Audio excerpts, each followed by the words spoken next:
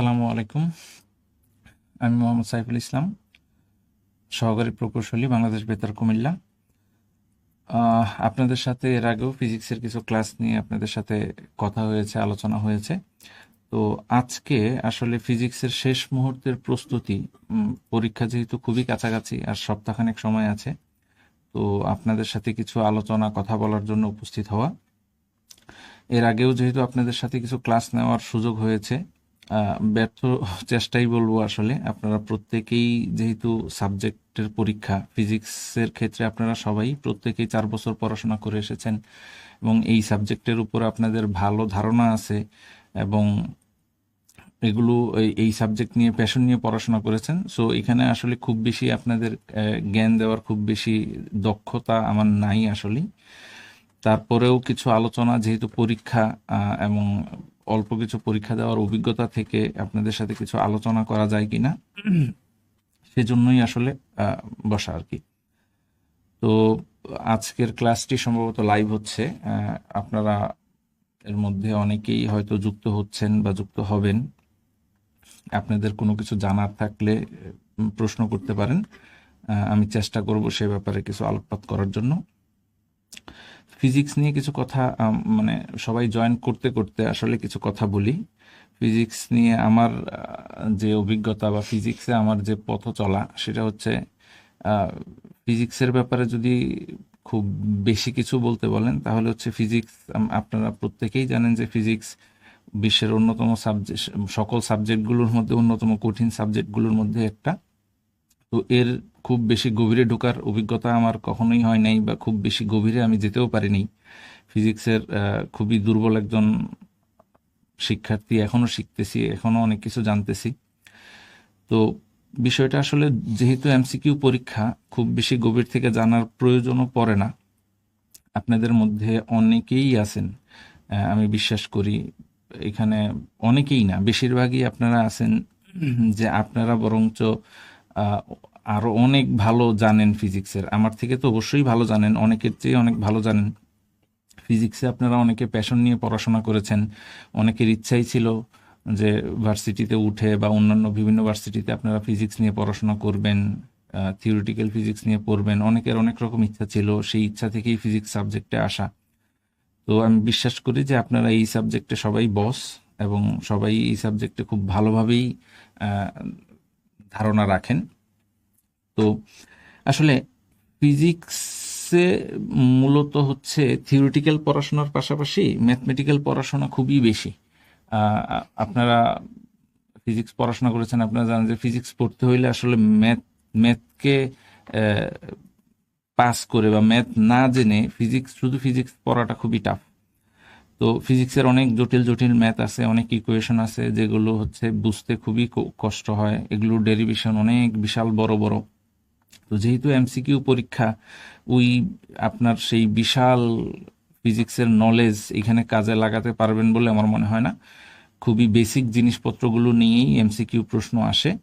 তো এই এমসিকিউ প্রশ্নগুলোর মধ্য থেকে যে জিনিসটা আমাদেরকে মানে খুব বেশি গুরুত্ব দিতে হবে, সেটা হচ্ছে, আচ্ছা, অনেকেই প্রশ্ন করতেছে, আমি আসলে শুরু করি, শুরু করতে করতে প্রশ্নগুলোর আনসার দিব।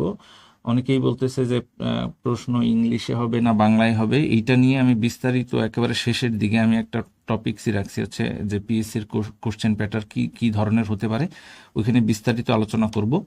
তো ওইখান থেকে জানতে পারবেন। আর ইংলিশ হবে না বাংলা হবে, এটা মূলত এখনো পুরোপুরি পিএসসি এরকম কোনো নির্দেশনা দেয়নি, তবে উভয় উভয় ভাষাতেই হওয়ার সম্ভাবনা আছে। আচ্ছা, তো আমরা আমাদের এই মানে খুব সংক্ষিপ্ত সময় নিয়ে কথাবার্তা বলবো, যেহেতু আপনাদের খুবই সামনে সময় খুবই কম, খুবই কম, সপ্তাহখানেক সময় আছে। আপনাদের পড়াশোনা রিভিশন দিতে হবে, আপনারা যা প্রিপারেশন নিয়েছেন তা দেখতে হবে। এখন আসলে নতুন করে পড়ার মতো কিছু নাই, আর নতুন কোনো জিনিস নতুন করে ধরবেনও না আপনারা, আমি আশা করি। আপনারা যেই জিনিসগুলোই এতদিন পড়তে সক্ষম হয়েছেন বা পড়তে পেরেছেন, সেই জিনিসগুলোই এখন বারবার রিভিশন দিবেন। কোনো ভুল ত্রুটি থাকলে সেগুলো কিভাবে ওভারকাম করা যায়, সেই জিনিসগুলো নিয়ে অ্যানালাইসিস করবেন। তো খুব বেশি সময় নিব না, আমি আসলে আলোচনায় চলে যাই। যে আমরা মোটামুটি সবাই পিএস এর সিলেবাসটা জানি এবং মার্ক ডিস্ট্রিবিউশনটাও জানি। যেহেতু এই পরীক্ষাটা স্পেশাল পরীক্ষা, আগে আমাদের কারোরই স্পেশাল পরীক্ষা দেওয়ার আমাদের কারোরই অভিজ্ঞতা নেই, এবং স্পেশাল পরীক্ষার এরকম না যে অন্যান্য বিসিএস এ যেরকম আমরা কোশ্চেন অ্যানালাইসিস করে করে সলভ করে করে এরপর একটা ধারণা করি যে পিএসসির কোশ্চেন প্যাটার্ন কেমন হতে পারে। তো স্পেশাল পরীক্ষা যেহেতু আগে রিসেন্ট পাস্টে কেউ দেয় নাই বা হয় নাই বা এই ধরনের কোনো কোশ্চেন আমাদের কাছে নাই, সেহেতু কোশ্চেন প্যাটার্নটা কেমন হবে সেটা ধারণা করা খুবই টাফ আপাততর জন্য।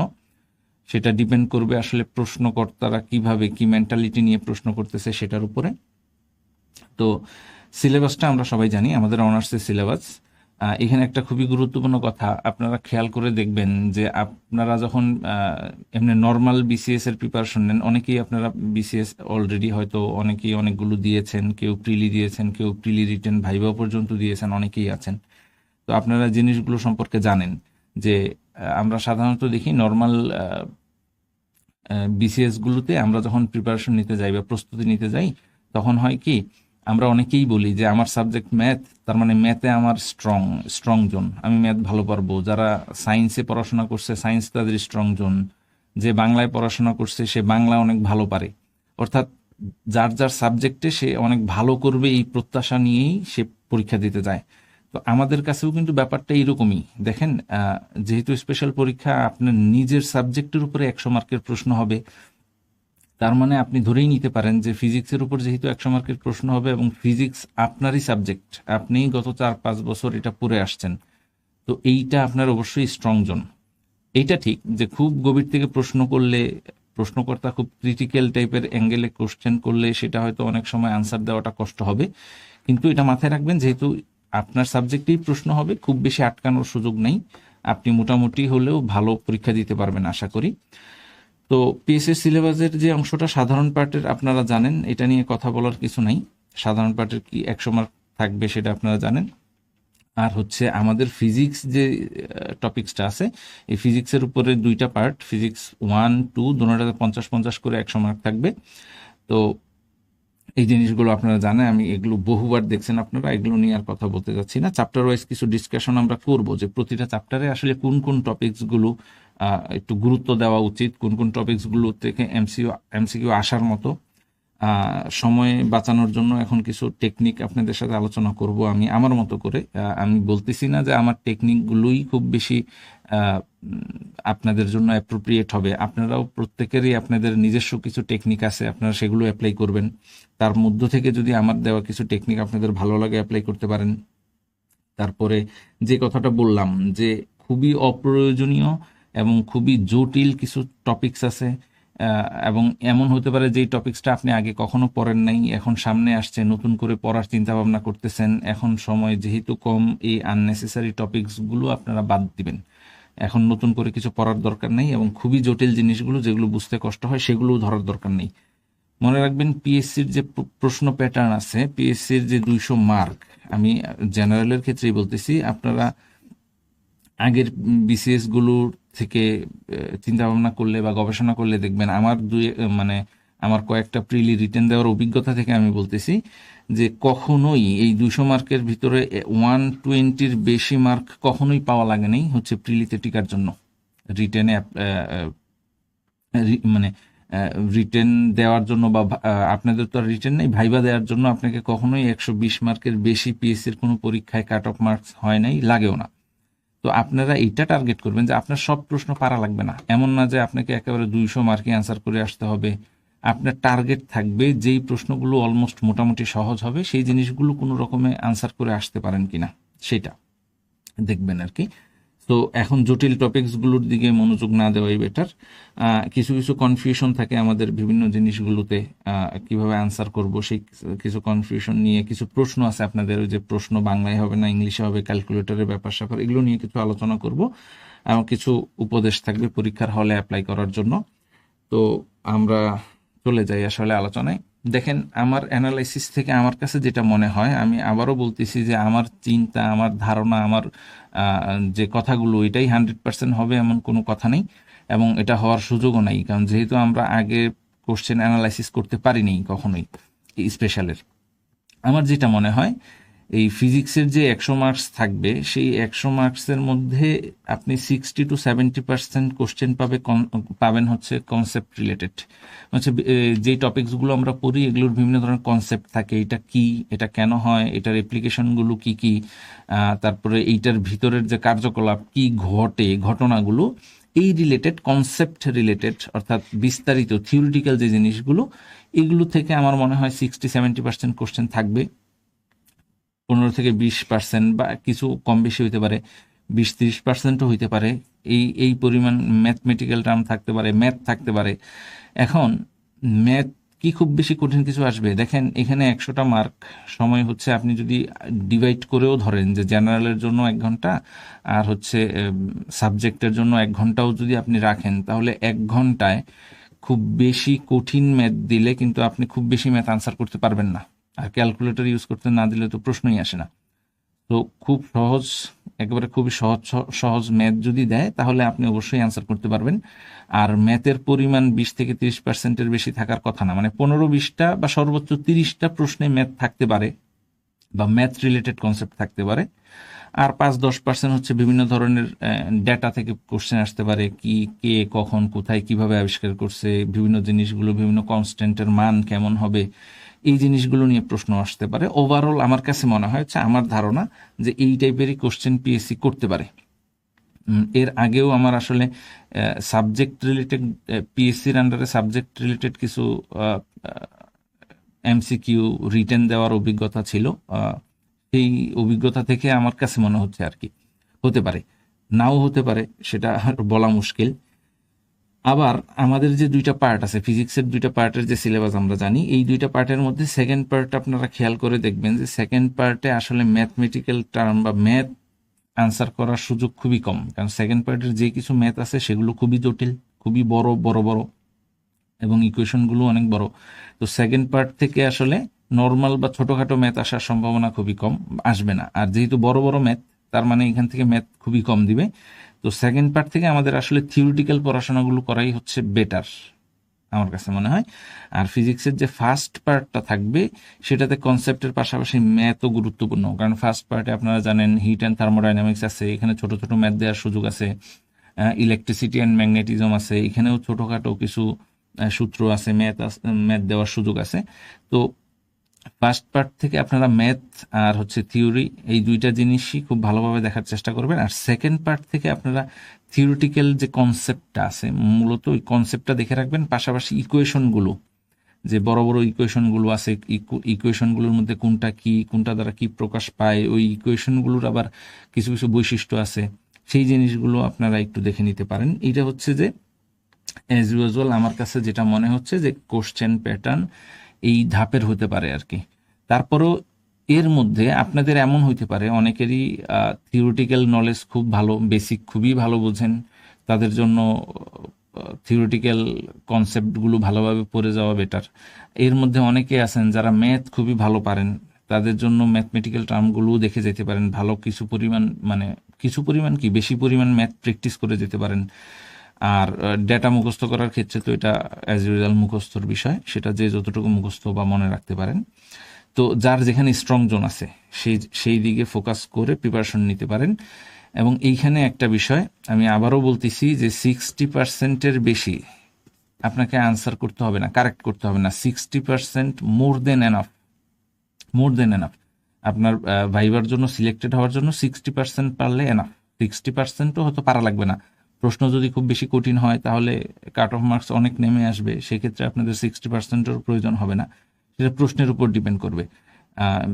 সম্প্রতি আপনারা যদি একেবারে শেষ বিসিএস এর প্রশ্নটাই দেখেন, সর্বশেষ যে বিসিএসটা হলো জেনারেল নর্মাল, সেটা হচ্ছে 47তম বিসিএস এর প্রশ্ন অনেক হার্ড হয়েছে। কাট অফ মার্কসও ধারণার, মোটামুটি মানুষের ধারণার অনেক নিচে নেমে আসছে, 90-র ঘরে চলে আসছে। সো প্রশ্ন প্যাটার্নের উপর ডিপেন্ড করবে যে আপনার আসলে কি পরিমাণ আনসার করতে হবে আর কি পরিমাণ আনসার করতে হবে না। আচ্ছা, এখন আসলে এমসিকিউর জন্য আমাদের কি কি পড়া উচিত বা কোন কোন টপিকসগুলো অন্ততপক্ষে টাচ করে যাওয়া উচিত, সেগুলো নিয়ে আমি একেবারে খুবই কমন কিছু কথা বলবো, একেবারে যেগুলো না বললেই নয়। দেখেন, আমাদের একেবারে ফিজিক্স পার্ট 1-এ যে মেকানিক্স টপিক্সটা আছে বা চ্যাপ্টারটা আছে, এই ক্ষেত্রে আপনারা খুবই জেনারেল পড়াশোনা করতে পারেন। এখানে ইকুয়েশনেরও ব্যাপার স্যাপার আছে, ম্যাথ আসবে এই মেকানিক্স থেকে। আপনারা মোশন, ফোর্স, তারপরে হচ্ছে কনস্ট্যান্ট, যেই জিনিসগুলো আছে এগুলো থেকে করতে পারেন। হ্যাঁ, আমি অলরেডি এই কথাটা বলছি, ম্যাথ কি খুব বেশি দিবে, যেহেতু জেনারেল অংশে ম্যাথ থাকবে। জেনারেল অংশের ম্যাথ আর আমাদের সাবজেক্টিভের ম্যাথ কিন্তু আলাদা জিনিস। জেনারেল অংশে ম্যাথ হচ্ছে যে গণিত, সেটা তো একটা পার্ট থাকবেই। আর এখানে ফিজিক্সের তো ম্যাথ থাকবেই, ফিজিক্স, ম্যাথ ছাড়া তো ফিজিক্স কল্পনাই করা যায় না। সো ফিজিক্সে অবশ্যই ম্যাথ থাকবে এবং আপনাকে ওইভাবেই প্রিপারেশন নিয়ে যেতে হবে। ঠিক আছে? আচ্ছা, তো যেটা বলতে নিছিলাম যে আমাদের যে এই মোশন, মোশন থাকবে, ইনার্শিয়া, অ্যাকশন, রিয়াকশন। দেখেন এখানে প্রত্যেকটা জিনিসেরই কিন্তু একেবারে বেসিক কনসেপ্ট, থিওরিটিক্যাল কনসেপ্ট, যে হ্যাঁ ক্রিয়ার প্রতিক্রিয়া বল কেমন হবে, এর বৈশিষ্ট্য কি, কোনো জিনিসের উপর ইনার্শিয়া হলে সেই ইনার্শিয়ার ক্যাটাগরিগুলো কি কি, বৈশিষ্ট্যগুলো কি কি হবে। তারপরে হচ্ছে এই যে ওয়ার্ক থিওরি, ওয়ার্ক এনার্জি থিওরামটা কীরকম হবে, এই ওয়ার্ক এনার্জি থিওরামের বৈশিষ্ট্যগুলো কি কি, এগুলো কোন কোন জিনিসের উপর নির্ভর করে। যে কোনো একটা টপিকস, ফিজিক্সের অন্যান্য অনেক টপিক্সের উপর, অন্যান্য টপিক্সের সাথে রিলেটেড, ইন্টারকানেক্টেড। কোনোটা কোনো জিনিসের উপর নির্ভর করে, আবার অন্যান্য জিনিস এই জিনিসের উপর নির্ভর করে। তো এই জিনিসগুলো একটু ক্লিয়ারলি কনসেপ্ট ধারণা নিয়ে যাবেন। এবং মাস এনার্জি রিলেশন খুবই গুরুত্বপূর্ণ। এটা শুধু আপনারা ফিজিক্স ফার্স্ট পার্টে না, সেকেন্ড পার্টে পাবেন। তারপরে হচ্ছে কোয়ান্টাম মেকানিক্সে পাবেন, থিওরি অফ রিলেটিভিটি পাবেন। খুবই গুরুত্বপূর্ণ জিনিস। এই জিনিস থেকে থিওরিটিক্যাল কনসেপ্টগুলো খুবই ভালোভাবে মুখস্থ করে যাবেন বা কনসেপ্টগুলো ক্লিয়ার করে যাবেন। তো এই যে টপিকসগুলো আছে, দেখেন আমি সব টপিক্সের কথা বলতেছি না, যে এই ইনার্শিয়া, অ্যাকশন, রিয়াকশন, ফ্রিকশন। দেখেন এই যে ঘর্ষণ বল, বল তো অনেক রকমেরই আছে, এর মধ্যে ঘর্ষণ বলগুলো কিভাবে কাজ করে, ঘর্ষণ বলগুলো টাইপস কিরকম, তারপর হচ্ছে মোশন, মোশনের কি কি ধরনের টাইপস আছে। তো এই জিনিসগুলো থেকে ছোট ছোট কোশ্চেন আসতে পারে। ঠিক আছে? ঠিক একই রকম সরলরৈখিক বল, ব্যাগ, এগুলোর ক্ষেত্রে যেরকম হচ্ছে আপনার কোশ্চেন আসবে, আপনার রোটেশনাল এনার্জি, অ্যাঙ্গুলার মোমেন্টাম, তারপরে মোমেন্ট অফ ইনার্শিয়া কি হবে, ফোর্স, আর ফোর্স তো হচ্ছে লিনিয়ারের ক্ষেত্রে হবে, আর হচ্ছে অ্যাঙ্গুলারের ক্ষেত্রে টর্ক হবে। এই যে জিনিসগুলো, যে কোনো একটা সরলরৈখিক বলের ক্ষেত্রে বা রৈখিক বলের ক্ষেত্রে, ফোর্সের ক্ষেত্রে কি কি ধরনের কনসেপ্ট অ্যাপ্লাই হয়, তারপরে কৌণিক ভরবেগ, কৌণিক বেগ, কৌণিক টর্কের ক্ষেত্রে কি কি ধরনের কনসেপ্ট অ্যাপ্লাই হয়। এই যে ডিফারেন্সগুলো, পার্থক্যগুলো, এই জিনিসগুলোর একেবারে ক্লিয়ার কনসেপ্ট নিয়ে যাবেন। অনেক সময় হয় কি, যেহেতু এটা সায়েন্স, ফিজিক্স তো সায়েন্সেরই একটা অংশ, এখানে কিন্তু যেটা বললাম যে প্রত্যেকটা জিনিসের কানেক্টেড। এমন হবে না যে আপনি যে এমসিকিউ গুলো পড়ে গেছেন হুবহু এই এমসিকিউ গুলোই আপনার কমন পড়বে। বাংলা, তারপরে হচ্ছে সমাজ বা অন্যান্য যে সাবজেক্টগুলো আছে, হয়তো ইতিহাস, সাধারণ জ্ঞান, এগুলোতে আপনি দেখবেন যে একটা প্রশ্ন আপনি পড়ে গেছেন, হুবহু সেম কোশ্চেনই আপনার কমন পড়তেছে, বারবার বিভিন্ন পরীক্ষায় কমন পড়তেছে। ফিজিক্সের ক্ষেত্রে এই জিনিসটা হওয়ার সম্ভাবনা খুব কম। একেবারে এক্স্যাক্টলি হুবহু সেম কোশ্চেনই আপনি যেটা পড়ে গেছেন, যেটা দেখে গেছেন, যেটা ইন্টারনেটে পাইছেন, সেম প্রশ্নটাই যে ওখানে পাবেন এটার কোনো গ্যারান্টি নেই। তবে ওই কোশ্চেনের কাছাকাছি কিছু একটা পাবেন, বা ওই কোশ্চেনটার যে কনসেপ্টটা, সেই কনসেপ্ট থেকে আপনি আরও অনেক কোশ্চেন পাবেন। সো এই প্রত্যেকটা কনসেপ্ট যদি আপনারা ক্লিয়ার করে যান, বা একটা কোশ্চেন পড়ে গেছেন সেটার কনসেপ্টটা আপনি, সেটার যে এক্সপ্লেনেশন আছে সেটা ব্যাখ্যাটা পড়ে যান, সেই ব্যাখ্যা থেকে এমন হইতে পারে আরও দুই একটা কোশ্চেন কমন পড়ে যেতে পারে। দুঃখিত। তো এই জিনিসগুলো একটু মাথায় রাখবেন। তারপর হচ্ছে দেখেন, আমি এখানে একটা জাস্ট সিম্পল কথা বললাম যে যে কোনো একটা টপিক্স, ফিজিক্সের আপনি যখন একটা টপিক্স পড়বেন তখন আসলে কোন কোন জিনিসগুলো মাথায় রাখবেন। মনে করেন আপনি মোশন পড়তেছেন, তখন এই মোশন কাকে বলে, এটার ডেফিনেশনটা কি সেটা জানবেন। এই মোশনের সাথে ডিসপ্লেসমেন্ট, ভেলোসিটি, অ্যাক্সিলারেশনের রিলেশনটা কি, এটার সাথে কিভাবে মোশন সম্পর্কিত সেই জিনিসগুলো জানবেন।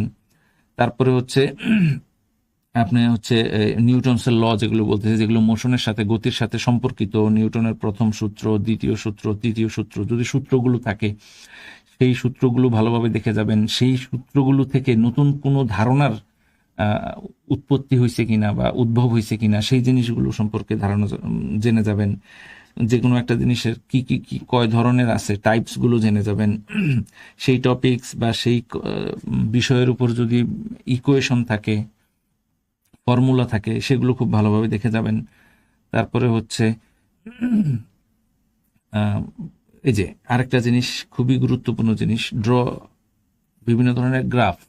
ফিজিক্সে কিন্তু আমাদের বিভিন্ন ডিভাইস হোক, বিভিন্ন টপিকস হোক, ভেরিয়েবলস হোক, অথবা অন্য যে কোনো জিনিস যেগুলো মেজার করা যায়, পরিমাপ করা যায়, প্রত্যেকটার জিনিসের কিন্তু কিছু ক্যারেক্টারিস্টিক্স গ্রাফ থাকে। তো এই গ্রাফগুলো সম্পর্কে ধারণা নিয়ে যাবেন। ফিজিক্সে কিন্তু এমনও সম্ভাবনা আছে 4-5টা গ্রাফ থেকেও প্রশ্ন আসতে পারে, যে যে কোনো একটা গ্রাফ দিয়ে বলে দিবে এটা আসলে কোন ডিভাইসের গ্রাফ, অথবা এখানে যে গ্রাফটা আঁকা হয়েছে সেই এই গ্রাফটার ক্যারেক্টারিস্টিক্সটা কি।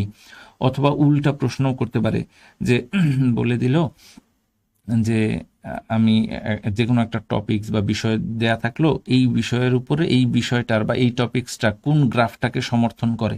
তো এই জিনিসগুলো আমরা গ্রাফগুলো দেখে যাব, প্রত্যেকটা টপিকসেরই কি কি ক্যারেক্টারিস্টিক্স গ্রাফ আছে সেগুলো আমরা দেখে যেতে পারবো। আচ্ছা, একজন প্রশ্ন করছেন, স্যার যারা সিএসসি এর জন্য যারা আছে তাদের জন্য রিটেন নিয়ে যদি কিছু বলতেন। সিএসসি বলতে কি বোঝানো হয়েছে না, আমি ঠিক বুঝি নেই। আচ্ছা, পরে প্রশ্ন কি বাংলায় হবে কিনা, প্রশ্ন নিয়ে এখনো স্পষ্ট কোনো দিক নির্দেশনা পিএসসি দেয়নি। এমনও হইতে পারে সেটা বাংলায় হবে, এমন হইতে পারে ইংলিশে হবে, এবং খুবই সম্ভাবনা আছে সেটা বাংলা ইংলিশ উভয় ভাষাতেই হয়তো দিয়ে দিতে পারে, আলাদাও দিতে পারে, অথবা একসাথেও ইংলিশ করে সেটার সাথে ট্রান্সলেট করে দিতে পারে। এটা খুবই অস্পষ্ট এখনো। তো আপনাদের দুই ধরনের প্রস্তুতি থাকাই আমি মনে করি ভালো। এমন যেন না হয় যে আপনি বাংলাই একেবারে পুরোপুরি বাংলায় প্রস্তুতি নিয়ে গেছেন, কোশ্চেন করছে ইংলিশে, আপনি হঠাৎ করে হয়তো একটু ধাক্কা খেতে পারেন। অথবা এমনও অনেক সময় হয় যে আপনি ইংলিশে প্রস্তুতি নিয়ে গেছেন, কিন্তু ইংলিশের সাথে বাংলা কিন্তু অনেক শব্দগত বেশ পার্থক্য আছে, বিশেষ করে ফিজিক্সের ক্ষেত্রে এমন অনেক বাংলা শব্দ আছে যে এইটার ইংলিশ যে এটা আপনি জানতেনও না। হ্যাঁ, তো এমন যেন না হয় যে আপনি পুরোপুরি ইংলিশে প্রস্তুতি নিয়ে গেছেন, কিছু প্রশ্ন করছে বাংলায়, এমন এমন কিছু শব্দ অর্থ এমন আছে যেটা আপনি বুঝতেছেনই না যে এই জিনিসটা কি, আসলে এরকম হইতেই পারে। কিছু মানে কর্কশ কর্কশ কিছু বাংলা আছে যেগুলো আমরা আসলে যারা ইংলিশে অনার্স পড়ে আসছি এটার বাংলাটা কি এটা আমরা জানি না। সো ওইটাও কিছু দেখে যেতে পারেন। তবে ওই যে বললাম, সম্ভাবনা থাকবে দুই ভাষাতেই হয়তো হবে। তারপরে হচ্ছে ফ্রি বডি ডায়াগ্রাম। দেখেন, গ্রাফের কথা তো বললাম, গ্রাফ খুবই গুরুত্বপূর্ণ, 2-3টা প্রশ্ন গ্রাফ থেকে আসতে পারে। ফ্রি বডি ডায়াগ্রাম, বিভিন্ন ধরনের ডায়াগ্রাম থেকে প্রশ্ন আসতে পারে, যে একটা বস্তু গড়িয়ে পড়তেছে, গড়িয়ে পড়লে মনে করেন একটা স্লোবের মধ্য দিয়ে পড়তেছে, স্লোবের মধ্য দিয়ে কোনো একটা বস্তু পড়লে সেটা কি কি ধরনের ফ্রিকশন এটার উপর কাজ করবে, ফ্রিকশন কোন দিকে কাজ করবে, উপরের দিকে কাজ করবে না নিচের দিকে কাজ করবে, এটার অ্যাকশন রিঅ্যাকশন কি হবে, এই ধরনের কিছু ফ্রি বডি ডায়াগ্রাম থাকবে। ডায়াগ্রাম থেকেও কিছু প্রশ্ন আসতে পারে। তো এই প্রত্যেকটা টপিক্সেরই এরকম কিছু ডায়াগ্রাম থাকে, এই ডায়াগ্রামগুলো দেখে যাইতে পারেন। তারপরে যেটা বললাম যে প্রত্যেকটা টপিক্সেরই ইনার যে কনসেপ্টটা আছে, অভ্যন্তরীণ যে কনসেপ্টগুলো আছে, ফর্মুলাসগুলো আছে, ইকুয়েশনগুলো আছে, সেগুলো দেখে যাবেন। এবং সর্বশেষ হচ্ছে ওই টপিক্সে যে যদি ফর্মুলাস থাকে, ইকুয়েশনস থাকে, সেগুলোর উপরে কিছু কোশ্চেন, ম্যাথ, এগুলো প্র্যাকটিস করে যাবেন।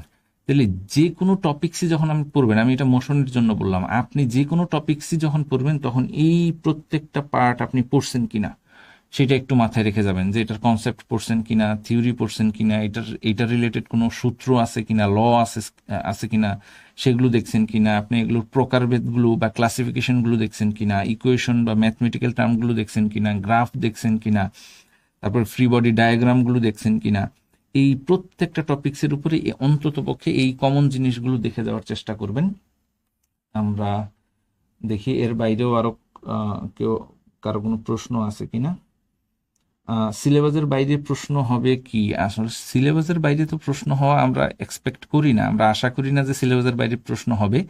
তারপরেও দেখেন, আমি যেহেতু ফিজিক্সের ক্ষেত্রে আমরা বলতে পারি বা আমি বলতে পারি, সেটা হচ্ছে যে ফিজিক্সে সিলেবাস বলা আছে শুধু মোশন। এখন এই মোশন কিন্তু এই আপনি রকেট মোশন বলেন, তারপর হচ্ছে আপনি শিপের মোশন বলেন, অথবা আহ, কি বলে ভ্যাকিউমে মোশন বলেন, অনেক কিছুর সাথে এই মোশন ইন্টার রিলেটেড জড়িত।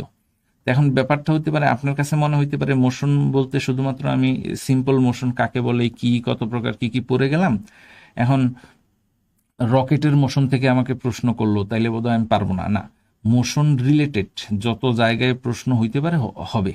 তবে সিলেবাসের একেবারেই ধারে কাছেও নাই এরকম প্রশ্ন হওয়ার সম্ভাবনা খুবই কম, কারণ যারা প্রশ্ন করবে আসলে তারা সিলেবাস নিয়ে বসেই প্রশ্ন করতে বসবে। পিএসসির ওইরকম নির্দেশনাই থাকে যে তারা সিলেবাস সামনে নিয়েই প্রশ্ন করতে বসে। তারপরেও এরকম হয়, অনেক সময়ই হইতে পারে আসলে যে দুই একটা প্রশ্ন এদিক সেদিক বা ডিপের থেকে খুব গভীর থেকে প্রশ্ন করতে গেলে আপনার কাছে মনে হইতে পারে হয়তো এটা সিলেবাস থেকে, সিলেবাসের রিলেটেড না, বা সিলেবাসের অনেক বাইরে থেকে প্রশ্ন করছে, এরকম না, রিলেটেড কোনো না কোনো একটা কানেকশন আছে বলেই হয়তো তারা কোশ্চেন করে। তারপরেও যদি হয় সেটা ব্যতিক্রম হতেও পারে। আচ্ছা, আহ, যেটা আমরা বললাম এই জিনিসটা একটু মাথায় রাখবেন যে প্রত্যেকটা টপিকস থেকে আসলে এই টপিকসগুলো থেকে প্রত্যেকটা টপিকস থেকে কমপক্ষে এই জিনিসগুলো আপনারা মাথায় রেখে যাবেন পড়ার জন্য। প্রপার্টিজ অফ ম্যাটার খুবই গুরুত্বপূর্ণ একটা টপিকস। এখানে হচ্ছে, এখানেও সেম কথা, আমরা যদি এইখান থেকেও যে জিনিসগুলো বললাম যে এই টপিকসগুলোর থিওরিটিক্যাল জিনিসগুলো, আমি কিন্তু ম্যাথ নিয়ে এখানে কথা বলতেছি না, ম্যাথ নিয়ে আমি একেবারে শেষের দিকে বলবো যে কোন কোন টপিকসগুলো থেকে আপনারা ম্যাথ প্র্যাকটিস করে যেতে পারেন। আসলে নতুন করে প্র্যাকটিস করার সময়ও নাই, আমি আসলে বলাটাও ভুল হবে, এখন নতুন করে কোনো কিছু প্র্যাকটিস করার সুযোগও নাই। মূলত আমি বলতে চাচ্ছি যে এখন যে টপিকসগুলো বলবো এগুলো যদি আপনার আয়ত্তে থাকে, আপনার পড়াশোনা থাকে, জানাশোনা থাকে, তাহলে একটু ভালোভাবে রিভাইজ দিয়ে যাবেন, এই আর কি। আর ম্যাথের ব্যাপারটা আমি একটু পরে বলতেছি। দেখেন, এই যে ইলাস্টিসিটি খুবই গুরুত্বপূর্ণ একটা টপিকস। ইলাস্টিসিটির মধ্যে অনেক টপিকস আছে, স্ট্রেস আছে, স্ট্রেইন আছে, হুকস ল আছে, ইয়ংস মডুলাস আছে। এই যে ছোট ছোট জিনিসগুলো, এগুলো প্রত্যেকটাই কিন্তু একটা একটা এমসিকিউ আসার মতো যোগ্যতা রাখে। এগুলোর প্রত্যেকটা থেকেই ছোট ছোট কিছু এমসিকিউ আসতে পারে। এগুলোর কনসেপ্ট থেকে আসতে পারে, স্ট্রেস স্ট্রেইনের মধ্যে রিলেশন থেকে আসতে পারে, তারপরে হচ্ছে ইয়ংস মডুলাস থেকে আসতে পারে, হুকস ল খুবই গুরুত্বপূর্ণ জিনিস। এই যে ছোটখাটো জিনিসগুলো, এগুলো থেকে প্রশ্ন আসবে। সারফেস টেনশন খুবই গুরুত্বপূর্ণ জিনিস। সারফেস টেনশনের যে বৈশিষ্ট্যগুলো আছে, যে সারফেস টেনশন কেন হচ্ছে, সারফেস টেনশন হওয়ার পিছনে কে কে দায়ী, কে কে রিলেটেড, বা কারা কারা সারফেস টেনশন মানে কমাইতে পারে, কি কি পরিস্থিতিতে সারফেস টেনশন কমে যাইতে পারে, কি কি পরিস্থিতিতে সারফেস টেনশন বাড়তে পারে। এই যে পরিস্থিতিগুলো, অর্থাৎ যে কোনো একটা টপিক্সের বেসিক ইনস অ্যান্ড আউটস আপনাদের জেনে যাইতে হবে যদি এমসিকিউ ভালো করতে চান আর কি। একই রকমভাবে viscosity, waves and oscillation, simple harmonic motion, simple and compound pendulum, পেন্ডুলামগুলোর বৈশিষ্ট্য, পেন্ডুলামগুলো কখন কখন এফেক্টেড হইতে পারে, হ্যাঁ। তারপরে ডপলার এফেক্ট, দেখেন এটা খুবই, এটার যে ইকুয়েশনটা খুবই বড়।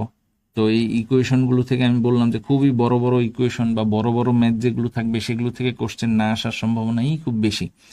তারপরেও এমন হইতে পারে যে এই ইকুয়েশনগুলো থেকে প্রশ্ন আসতে পারে। ম্যাথ দিবে না, একটা ইকুয়েশন দিয়ে বলল যে এটা কিসের ইকুয়েশন, অথবা বলল যে কোনো একটা বস্তু বা ব্যক্তি, কোনো একটা জিনিস যখন সাউন্ডের দিকে যায় তখন তার ডপলার এফেক্টের ইকুয়েশনটা কেমন হবে, যখন সাউন্ড থেকে দূরে চলে যায় তখন ইকুয়েশনটা কেমন হবে। অর্থাৎ ম্যাথ না দিলেও এটা কোনটার ইকুয়েশন কোনটা হবে এই রিলেটেড প্রশ্ন আসতে পারে। তো এই জিনিসগুলো একটু দেখবেন। আচ্ছা, heat, thermodynamics and kinetic theory of gases খুবই গুরুত্বপূর্ণ টপিকস। হিট কিন্তু হচ্ছে মানে আমরা ফিজিক্সের প্রত্যেকটা টপিক্সের সাথে হিট রিলেটেড। হ্যাঁ, হিট এমন কোনো জায়গা নাই আসলে যেখানে হিট আলোচনা হয় না। ফিজিক্সের আপনারা প্রতিটা টপিক্সে যাবেন, প্রত্যেক জায়গাতেই দেখবেন কোনো না কোনো জায়গায় এই হিট প্রভাব বিস্তার করতেছেই, এবং এই হিটের কারণে কোনো জিনিসের যে কোনো জিনিসের হয়তো মেজারমেন্ট চেঞ্জ হয়ে যাচ্ছে, তাদের ক্যারেক্টারিস্টিক্স চেঞ্জ হয়ে যাচ্ছে। তো এই হিট ব্যাপারটা প্রত্যেকটা ফিজিক্সের যেই যেই জায়গায় রিলেটেড ওগুলো কানেক্ট করার চেষ্টা করবেন, ঠিক আছে। তো হিট অ্যান্ড টেম্পারেচার সম্পর্কে বেসিক ধারণাগুলো রাখবেন। এই যে ল্যাটেন্ট হিটটা কি, ল্যাটেন্ট হিটের সময় যে হিটটা অ্যাবজর্ব করতেছে বস্তুটা, সেটা কি কাজে ব্যবহার হচ্ছে, এই যে বেসিক জিনিসগুলো। স্পেসিফিক হিট ক্যাপাসিটি কি, স্পেসিফিক হিট ক্যাপাসিটির কি বলে থিওরিগুলো কি কি, সেগুলো দেখে। থার্মাল ইকুইলিব্রিয়াম কখন হয়, থার্মাল ইকুইলিব্রিয়াম যখন হয় তখন একটা বস্তুর বা কোনো একটা ম্যাটারের বৈশিষ্ট্য কেমন থাকে, এই জিনিসগুলো দেখে নেবেন। তারপর হচ্ছে কন্ডাকশন, কনভেকশন, রেডিয়েশন, যে হিট ট্রান্সমিশনের যে প্রসিডিওরগুলো আছে, কোন কোন পদ্ধতিতে হিট ট্রান্সমিট হইতে পারে, কন্ডাকশনের সাথে কনভেকশনের বৈপরীত্যটা কি, কনভেকশনের সাথে রেডিয়েশনের বৈপরীত্যটা কি, বা কন্ডাকশন, কনভেকশন, রেডিয়েশনের মধ্যে সিমিলারিটিসগুলো কি কি, এই কনসেপ্টগুলো জানা থাকা খুবই গুরুত্বপূর্ণ। এগুলোর মধ্যে কন্ডাকশন রেটের যে ইকুয়েশনগুলো আছে, ইকুয়েশনগুলো দেখে রাখবেন। এই জিনিসগুলো থার্মোডাইনামিক্সের যে সূত্রগুলো আছে, শূন্যতম সূত্র, প্রথম সূত্র, দ্বিতীয় সূত্র, এই যে সূত্রগুলো প্রত্যেকটা কিন্তু খুবই গুরুত্বপূর্ণ। থার্মোডাইনামিক্সের এই যে লগুলো থেকে অনেক থিওরিটিক্যাল কনসেপ্টের প্রশ্ন আসতে পারে। এখান থেকে আমরা জানি যে এন্ট্রপির ধারণা আসতেছে। এন্ট্রপি খুবই গুরুত্বপূর্ণ এখন বর্তমান বিশ্বের জন্য, খুবই আলোচিত বিষয়। তারপরে হচ্ছে এই 100% কেন একটা ইঞ্জিন 100% এফিসিয়েন্সি দিতে পারে না, তার কারণ কি। তো এই যে জিনিসগুলো, বেসিক বেসিক জিনিসগুলো, এগুলো কনসেপ্ট ক্লিয়ার করে যাবেন। তারপরে হচ্ছে আইসোথার্মাল, এডিওবেটিক, আইসোব্যারিক, যে এই যে সমষ্ণ, সমতাপীয়, সমচাপীয় প্রক্রিয়াগুলোতে কোন প্রক্রিয়ায় কি হয়, অভ্যন্তরীণ যে কাজগুলো হয় থার্মোডাইনামিক প্রসেসগুলোতে, তখন সমষ্ণ প্রক্রিয়ায় কাজের ধরনটা কেমন হবে, তারপর সমচাপীয় প্রক্রিয়ায় কাজের ধরনটা কেমন হবে, এই জিনিসগুলো দেখে যাবেন।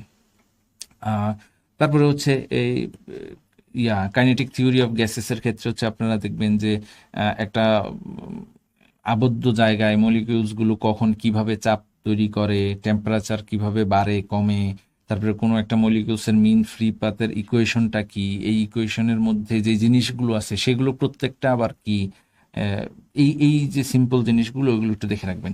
এখানে দেখেন আমি দুইটা কথা বলছি, এখানে আলোচনার মধ্যে চলে আসছে এই যে ট্রান্সমিশনের যে টাইপগুলো আছে, কন্ডাকশন, কনভেকশন, রেডিয়েশন, এগুলোর যে কম্প্যারিজন, বৈপরীত্য আছে, পার্থক্য আছে, সেই পার্থক্যগুলো আপনারা তৈরি করে রাখতে পারেন। আপনারা যদি আমি এই কথাটা আরেকটা জায়গায় বলবো যে এই এই জিনিসগুলো, বিভিন্ন ধরনের জিনিসগুলো যেগুলোর মধ্যে সিমিলারিটিজ আছে বা পার্থক্য আছে, ডিফারেন্সেস আছে, সেই জিনিসগুলো কিভাবে পড়বেন সেটার একটা টেকনিক আমি বলার চেষ্টা করব।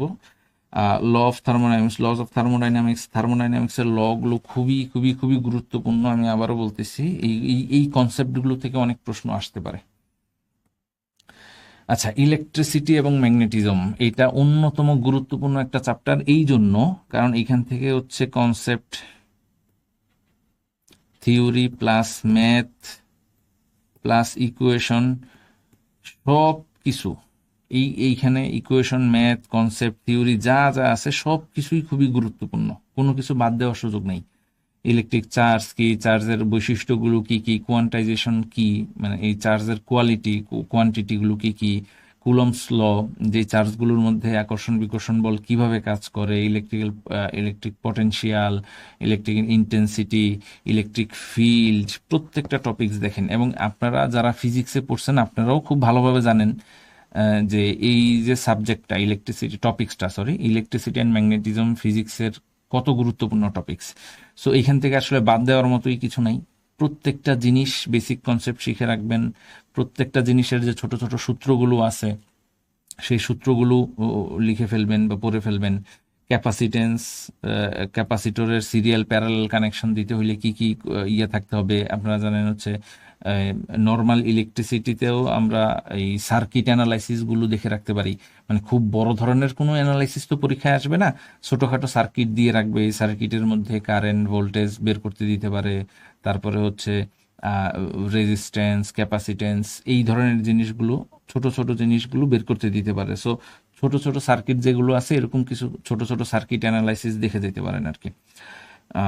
তারপর হচ্ছে কারশফস ল, কারশফের সূত্র আপনারা জানেন যে খুবই গুরুত্বপূর্ণ টপিকস। এখানে যে লগুলো আছে, ওমস ল, রেজিস্ট্যান্স, কারশফস ল, এই জিনিসগুলো খুবই গুরুত্বপূর্ণ। ড্রিফট ভেলোসিটিটা আসলে কি, কখন কাজ করে, কিভাবে কাজ করে, ক্যারেক্টারিস্টিক্স গুলো কি কি, বা কখন সেটাকে ড্রিফট ভেলোসিটি বলা হয়, এই জিনিসগুলো বেসিক জিনিসগুলো পড়ে রাখবেন। সো ইলেকট্রিসিটি অ্যান্ড ম্যাগনেটিজম থেকে আসলে বাদ দেওয়ার মতো কিছুই নেই, খুবই গুরুত্ব দিয়ে এই টপিক্সটা পড়ে ফেলবেন। অপটিক্সও সেম, অপটিক্সও খুবই গুরুত্বপূর্ণ টপিকসগুলোর মধ্যে একটা। এখানে হচ্ছে আলোর বৈশিষ্ট্য, আলোর হচ্ছে ডুয়েল ক্যারেক্টারিস্টিক্স। আপনারা জানেন যে আলো ফোটনের মতো আচরণ করে, কণার মতো আচরণ করে, আবার ওয়েবেরও ক্যারেক্টারিস্টিক্সও আছে। সো এই যে জিনিসগুলো, এগুলো আপনারা কোয়ান্টাম মেকানিক্স বা অন্যান্য জায়গাতে ফিজিক্সের সেকেন্ড পার্টেও দেখবেন। তো অপটিক্স নিয়ে, আলো নিয়ে যখন পড়াশোনা করবেন, আলো কিন্তু ফিজিক্সে খুবই গুরুত্বপূর্ণ ভূমিকা পালন করে প্রত্যেকটা ক্ষেত্রেই। এবং বিশেষ করে আমরা একেবারে আধুনিক ফিজিক্সে যখন আমরা চলে আসবো, মডার্ন ফিজিক্সে হচ্ছে আলোর গুরুত্ব অপরিসীম, এটার বলার অপেক্ষা রাখে না। তো আলোর একেবারে ইনস অ্যান্ড আউট, ক্যারেক্টারিস্টিক্স থেকে শুরু করে, বৈশিষ্ট্য থেকে শুরু করে সব কিছু দেখে যাবেন। লস, সূত্রগুলো কি কি, রিফ্লেকশন কিভাবে হয়, রিফ্লেকশন কিভাবে হচ্ছে, রিফ্লেকশন এবং রিফ্লেকশনের ক্ষেত্রে কি কি কন্ডিশন আছে, তারপরে হচ্ছে টোটাল ইন্টারনাল রিফ্লেকশন কিভাবে হয়, ক্রিটিক্যাল অ্যাঙ্গেল জিনিসগুলো কি কি, সংকট কোণ ইত্যাদি যাবতীয় সব কিছু। একই সাথে রিফ্লেকশনের ক্ষেত্রে আমরা জানি বিভিন্ন ধরনের মিরর আছে, প্লেন মিরর, তারপরে হচ্ছে কনভেক্স, কনকেভ, এই ধরনের মিররগুলোতে কখন কি ধরনের প্রতিবিম্ব তৈরি হয়, ইমেজ তৈরি হচ্ছে, এই জিনিসগুলো দেখে যাবেন। কোন পজিশনে থাকলে কোন ইমেজটা কোথায় হবে, কোথায় রিয়েল ইমেজ তৈরি হচ্ছে, কোথায় ভার্চুয়াল ইমেজ তৈরি হচ্ছে, এই যে কন্ডিশনগুলো, প্রত্যেকটা মিররের যে কন্ডিশনগুলো সেগুলো দেখে যাবেন। তারপর হচ্ছে মিররের ক্ষেত্রে এক ধরনের প্রতিবিম্ব তৈরি হচ্ছে, আবার লেন্সের ক্ষেত্রে আরেক ধরনের প্রতিবিম্ব তৈরি হচ্ছে। তো লেন্সের ক্ষেত্রে কি কি ঘটনা ঘটে, মিররের ক্ষেত্রে কি কি ঘটনা ঘটে ইত্যাদি যাবতীয় সব কিছু, হ্যাঁ, দেখে যাবেন। তারপরে হচ্ছে ইনস্ট্রুমেন্ট যেগুলো হচ্ছে, এগুলো হচ্ছে আমার মনে হয় অপটিক্যাল ইনস্ট্রুমেন্ট যেগুলো আছে, এগুলো থেকে আপনার খুব বেশি ভিতরে ঢোকার দরকার নাই। যেমন সিম্পল মাইক্রোস্কোপ, কম্পাউন্ড মাইক্রোস্কোপ বা টেলিস্কোপ, এই ধরনের যে জিনিসগুলো আছে, আপনি মূলত এই জিনিসগুলোর যে একেবারে ওয়ার্কিং প্রিন্সিপালটা দেখে যাইতে পারেন যে কিভাবে কাজ করে, আর হচ্ছে এগুলোর অ্যাপ্লিকেশনগুলো কি কি, কোথায় কখন কি কি কাজে ব্যবহৃত হয়, সেই জিনিসগুলো দেখে যাইতে পারেন। খুব বেশি এইসব যন্ত্রপাতির ডিটেলস পড়ার দরকার নেই, সময় নষ্ট হবে। খুব ডিটেলস থেকেও যদি প্রশ্ন আসেও, আপনার আনসারই করার দরকার নেই। হ্যাঁ, কিছু কিছু টপিকস আছে এরকম যে খুবই বিশাল বড় টপিকস, কিন্তু প্রশ্ন আসবে একটা। তো ওই 1 মার্কের জন্য আপনি এখন খুব বিশাল বড় টপিকস, হিজিবিজি টপিকস পড়ে মনে রাখতে পারবেন কিনা সন্দেহ আছে। দরকার নেই, ওই টপিকসগুলো ছেড়ে দেন। হ্যাঁ, আমি আগেই বলছি যে আপনাকে সব আনসার করতে হবে না। প্রিলিটা হচ্ছে আপনি কত কিছু জানেন সেটা যাচাই করে না। প্রিলিটাই হচ্ছে যে আপনাকে জাস্ট অনেক স্টুডেন্টের মাঝখান থেকে কিছু বাছাই করে নিয়ে চলে আসা। এটা একটা বাছাই প্রক্রিয়া। হ্যাঁ, এখানে আপনার স্কিল, মেধা যাচাই করার জন্য প্রিলিটা নেওয়া হয় না। সো আপনাকে একেবারে অনেক বেশি আনসার করতে হবে এরকম না। কৌশলগতভাবে যতটুকু আনসার না করলেই না, বা যতটুকু আনসার করলে আপনি ভাইভাতে চান্স পাবেন, ওইভাবে আনসার করার চেষ্টা করবেন। সো আপনাকে এখানে সব বিষয় দেখতে হবে না, দরকার নেই। কিছু কিছু বিষয় স্কিপ করবেন যেগুলো খুব জটিল মনে হয় বা অনেক বেশি মনে হয় আর কি পড়াশোনা, কিন্তু এমসিকিউ আসবে কম। ইন্টারফারেন্স এবং ডিফ্রেকশন, এখান থেকে আসলে থিওরিটিক্যাল কনসেপ্ট দেখে যাওয়াই বেটার আমার কাছে মনে হয়। যে এখান থেকে হচ্ছে এই যে এক্সপেরিমেন্টগুলো, কোন এক্সপেরিমেন্ট থেকে আমরা কোন কোন বৈশিষ্ট্যগুলো পাই আলোর, তারপরে হচ্ছে কনস্ট্রাকটিভ এবং ডিস্ট্রাকটিভ ইন্টারফারেন্সের বৈশিষ্ট্যগুলো কি কি, কখন কখন কনস্ট্রাকটিভ পাওয়া যায়, কখন ডিস্ট্রাকটিভ পাওয়া যায়, কনস্ট্রাকটিভ হওয়ার পেছনে কি কি শর্ত আছে, ডিস্ট্রাকটিভের পেছনে কি কি শর্ত আছে, এই যে জিনিসগুলো এখান থেকে কনসেপ্টগুলো ক্লিয়ার রাখা বেটার। এখানের ম্যাথ না আসার সম্ভাবনাই বেশি। ম্যাথ ইকুয়েশনগুলো দেখে যেতে পারেন, ইকুয়েশনগুলো থেকে প্রশ্ন আসতে পারে। আর ম্যাথ আসলে এখানের ম্যাথগুলো একটু বড় বড়, যে কারণে, বা ক্যালকুলেটর ছাড়া এই ম্যাথগুলো করাটা একটু টাফ। তো ওগুলো আসবে না আশা করি আমি। এইখানে একটা জিনিস দেখেন, কিছু কিছু এখন মানে টপিক্সের আলোচনার বাইরে এখন একটু অন্য জিনিস আলোচনা করি। অনেক সময় আমাদের পরীক্ষায় হয় কি, যেহেতু 2 ঘন্টার একটা পরীক্ষা, 200টা প্রশ্ন আনসার করতে হবে, খুবই প্রেশার কাজ করে পরীক্ষার হলে। অনেক সময় একেবারে খুব জানাশোনা প্রশ্নগুলোও আমরা ভুল করে দিয়ে আসি। আমার অভিজ্ঞতা এটাই বলে, বা আমি যাদের কাছ থেকে শুনেছি অনেকেরই অভিজ্ঞতা ঠিক কাছাকাছি, যে ওখানে মানসিক প্রেশারটা এতই বেশি থাকে যে অনেক সহজ প্রশ্নের আনসারও তাড়াহুড়া করতে যে ভুল হয়ে যায়, অনেকে অপশন সবগুলো চেক না করেই আনসার করে চলে আসে। তো এই জিনিসগুলো দেখেন, আমি এক্সাম্পল হিসেবে একটা দিই যে এই অপটিক্সেরই একটা এক্সাম্পল নিয়ে আসার চেষ্টা করছি। যে ধরেন এখানে যদি এরকম হয় কন্ডিশনস ফর কোহেরেন্ট সোর্সেস অর্থাৎ আমরা জানি যে একেবারে পারফেক্ট ইন্টারফারেন্স হওয়ার জন্য আমাদের কোহেরেন্ট সোর্স লাগবে, দুইটা একই সোর্স লাগবে যেখান থেকে আমরা কোহেরেন্ট লাইট পাবো বা আলো পাবো। তো এই কোহেরেন্ট সোর্স কখন কখন হইতে পারে, কিভাবে কিভাবে হইতে পারে, তার কতগুলো কন্ডিশন আছে, অনেকগুলো কন্ডিশনই আছে। এমন হইতে পারে যে একটা প্রশ্নের মধ্যে এখানে 2-3টা কন্ডিশনই দেয়া আছে, শেষে দিয়ে সবগুলোই আনসার দেওয়া থাকতে পারে। অথবা এমন হইতে পারে 4টার মধ্যে 2টা দেয়া আছে, শেষের অপশনে বললো যে এ অ্যান্ড বি উভয়ই। তো আমরা অনেক সময় করি কি, যে তাড়াহুড়া করতে যেয়ে কি করি, যে অপশন সবগুলো পড়ি না। দেখা যাচ্ছে আমার পছন্দ মতো অপশন যেটা আমি পাইছি বা যেটা আমার মাথায় আছে এটা পাওয়ার পরেই আমি তাড়াতাড়ি দাগাই ফেলছি। তো এরকম কাজ করা যাবে না, কখনোই করা যাবে না। এই যে দেখেন, সেম ফ্রিকোয়েন্সির হইতে হবে যদি একটা কোহারেন্ট সোর্স আমরা চাই। কনস্ট্যান্ট ফেজ ডিফারেন্স হইতে হবে, ফেজ ডিফারেন্স সময়ের সাথে সাথে চেঞ্জ হবে না কোহারেন্ট লাইটের ক্ষেত্রে। মনোক্রোমেটিক হইতে হবে, একই আলো, একই রঙের আলো হইতে হবে। সেম এমপ্লিচিউড সেম হইতে হবে দুইটা সোর্সেরই। তারপরে হচ্ছে সিঙ্গেল অরিজিন ফ্রম একটা সিঙ্গেল সোর্স থেকে, এই দুইটা যে সোর্সকে আমরা কোহেরেন্ট বলতেছি, দুইটা সোর্স একটা সিঙ্গেল সোর্স থেকেই উৎপত্তি হইতে হবে, তাহলে সেটা সহজ হয়। স্মল পাথ ডিফারেন্স, দুইটার মধ্যে পাথ ডিফারেন্সটা খুবই কম হইতে হবে। এই বৈশিষ্ট্যগুলো যদি সে মেনে চলে তাহলে আমরা বলতে পারি যে দুইটা সোর্স অফ লাইট অবশ্যই কি হবে, কোহেরেন্ট হবে। তো অনেক বৈশিষ্ট্য আছে, আমরা এরকম একটা দুইটা না দেখে যেন আনসার করে না ফেলি। এই প্রশ্নগুলো খুবই গুরুত্ব সহকারে দেখতে হবে যে কি কি কন্ডিশনগুলো দেয়া আছে, দুইটা আনসার দেয়া আছে কিনা। এরকম অনেক সময় হয় যে একই প্রশ্নে দুইটা আনসার আছে, এবং দুইটা আনসারের মধ্যে যদি এরকম হয় যে দুইটা তো আমি মার্ক করতে পারতেছি না, যেটা সবচেয়ে বেশি অ্যাপ্রোপ্রিয়েট সেটা আনসার করার চেষ্টা করবেন। তো এই জন্যই বললাম যে কন্ডিশন রিলেটেড যে এমসিকিউগুলো আছে সেখানে প্রত্যেকটা অপশন আপনারা চেক করে নেবেন। আচ্ছা, আরেকটা জিনিস, বিভিন্ন টপিক্সের ক্ষেত্রে অবশ্যই আমাদের বিভিন্ন মান মনে রাখতে হয়। যেমন ধরেন আমি এখানেও একটা এক্সাম্পল আনছি যে আমাদের রিফ্রেক্টিভ ইন্ডেক্সের যে ব্যাপারটা আছে, রিফ্রেক্টিভ ইন্ডেক্স আমার এক এক ম্যাটেরিয়ালসের জন্য এক এক রিফ্রেক্টিভ ইন্ডেক্স এক এক রকম। যেমন হচ্ছে বাতাসের হচ্ছে একরকম, পানির হচ্ছে আরেক রকম, ডায়মন্ডের আরেক রকম। তো এই ধরনের যেই মানগুলো আছে এগুলো খুব বেশি পড়ার দরকার নাই, কারণ এত পরিমাণ মান এখন এই মুহূর্তে মুখস্থ রেখে মনে রাখাটা কষ্ট। যদি কারো যদি এরকম হয় যে কেউ খুব বেশি আগে থেকেই পড়ে ফেলছেন, অলরেডি এগুলো মাথায় আছে আপনার, তাহলে পড়তে পারেন। এই রিলেটেড ডেটা থেকে অনেক সময় কিছু প্রশ্ন আসবে। তো আপনারা একেবারে খুব কমন জিনিস, যে একেবারে খুবই কমন এরকম 2টা 3টা 4টা 5টা মনে রাখতে পারেন। আদারওয়াইজ খুব বেশি পরিমাণ ম্যাটেরিয়ালসের জিনিসগুলো মনে রাখার দরকার নেই। শুধু এই রিফ্রেক্টিভ ইন্ডেক্সের ক্ষেত্রে না, অন্যান্য যে কোনো জিনিসের আমরা জানি যে ফিজিক্সের এক এক ম্যাটেরিয়ালসের বিভিন্ন জিনিসের মান এক এক রকম হয়। তো এগুলো একেবারে খুব কমন কিছু জিনিসের আপনারা তাহলে মনে রাখতে পারেন, যেগুলো হচ্ছে সচরাচর সব জায়গায় ইউজ হয়। আদারওয়াইজ খুব বেশি মনে রাখার দরকার নেই বা মুখস্থ করার দরকার নেই। আচ্ছা, এখানে আর একটা জিনিস দেখেন, ইমেজ ফরমেশনের ক্ষেত্রে বা ইমেজ টাইপের ক্ষেত্রে আমরা হচ্ছে এই ইয়েতে বিভিন্ন ধরনের মিররগুলোতে যে বিভিন্ন ধরনের ইমেজ ক্রিয়েশন হয়, তো এই ইমেজগুলোর ক্ষেত্রে এমসিকিউ যখন আনসার করতে যাবেন আপনি অবশ্যই খুব ভালোভাবে শর্তগুলো দেখে নেবেন যে কি বলছে আপনাকে। হয়তো এমন হইতে পারে প্লেন মিররের কথা বলছে, না কনকেভের কথা বলছে, না কনভেক্সের কথা বলছে। এখন আপনি প্রশ্নে বলছে কনকেভের কথা, কনকেভ মিরর, কিন্তু আপনি আনসার করে দিয়ে আসলেন কনভেক্সের ইমেজ কেমন হবে সেই রকম। এই ধরনের ছোটোখাটো ভুল যেন না হয়।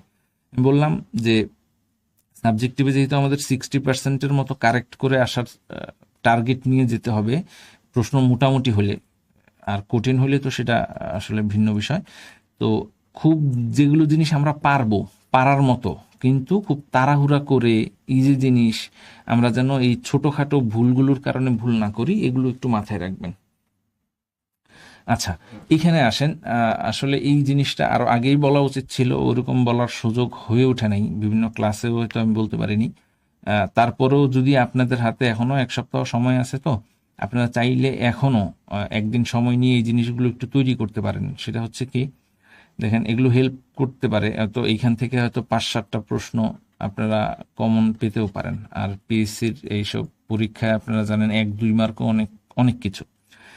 দেখেন ফিজিক্সের অনেক কিছু আছে যেগুলো হচ্ছে ফিজিক্যাল কোয়ান্টিটি, যেগুলো আমরা মেজারমেন্ট করতে পারি। আপনারা চাইলে এই ফিজিক্যাল কোয়ান্টিটিগুলো এখানে লিখতে পারেন। এখানে ফিজিক্যাল কোয়ান্টিটিগুলো লিখে এই ফিজিক্যাল কোয়ান্টিটিটাকে কি দ্বারা প্রকাশ করা হয়, সেটা হইতে পারে এ, সেটা হইতে পারে বি, সেটা হইতে পারে সি, যে কোনো কিছু দিয়ে প্রকাশ করা হইতে পারে, সেই সিম্বলটা লিখবেন। এবং সেটার এককটা কি, সেটা হইতে পারে মিটার, সেটা হইতে পারে কেজি, সেটা হইতে পারে অন্য যে কোনো কিছু। তার মানে আপনারা এরকম একটা টেবল করতে পারেন, যেখানে ফিজিক্যাল কোয়ান্টিটিগুলো থাকবে, প্রত্যেকটার সিম্বল থাকবে, ইউনিট থাকবে। এরকম একটা টেবল করে ফেললেন, যেগুলো খুবই কমন আসতে পারে, গুরুত্বপূর্ণ। এরকম একটা টেবল করলেন এক নজর দেখে যাওয়ার জন্য।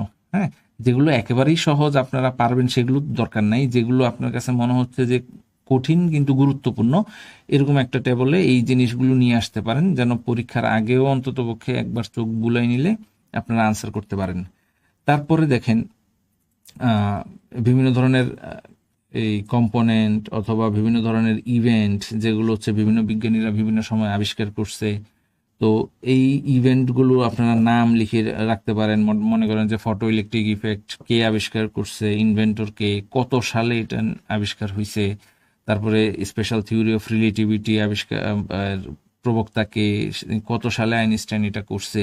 এই যে জিনিসগুলো, এরকম আপনার পুরো ফিজিক্স ঘাটলে দেখবেন যে ফিজিক্স পুরো চ্যাপ্টার যে 10টা অধ্যায় দেয়া আছে বা টপিকস দেয়া আছে, খুললে এরকম 20-30টা আপনারা গুরুত্বপূর্ণ ইভেন্ট পেয়ে যাবেন, যেগুলোর ইনভেন্টর এবং সাল জেনে রাখা জরুরি। 1-2টা প্রশ্ন কমন পড়ে যাবে হয়তো। তো এই এরকম একটা চার্ট তৈরি করে ফেলতে পারেন, এটাকে টেবল 2 করে রাখলেন। তারপরে হচ্ছে ফিজিক্যাল কোয়ান্টিটি। দেখেন ফিজিক্যাল কোয়ান্টিটির ক্ষেত্রে আমরা প্রত্যেকটা জিনিসই, যেহেতু এগুলোর ফর্মুলা আছে, মেজারমেন্ট করতে হয় আমাদের প্রত্যেকটা জিনিসের, ছোট বড় কম বেশি অনেক ইকুয়েশন আছে ফিজিক্সে।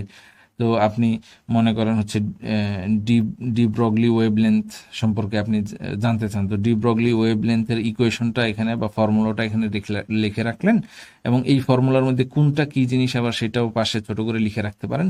এরকম করে যত বড় বড় ইকুয়েশন আছে বা বিভিন্ন জিনিসের যে বড় বড় সূত্রগুলো আছে, যেগুলো থেকে অন্ততপক্ষে ম্যাথ না আসলেও ইকুয়েশন রিলেটেড কোশ্চেন আসতে পারে, অথবা ম্যাথও আসতে পারে, এরকম ছোট ছোট ম্যাথ সূত্রগুলো আপনারা চাইলে এরকম সূত্রের জন্য এরকম একটা টেবল তৈরি করে রাখতে পারেন।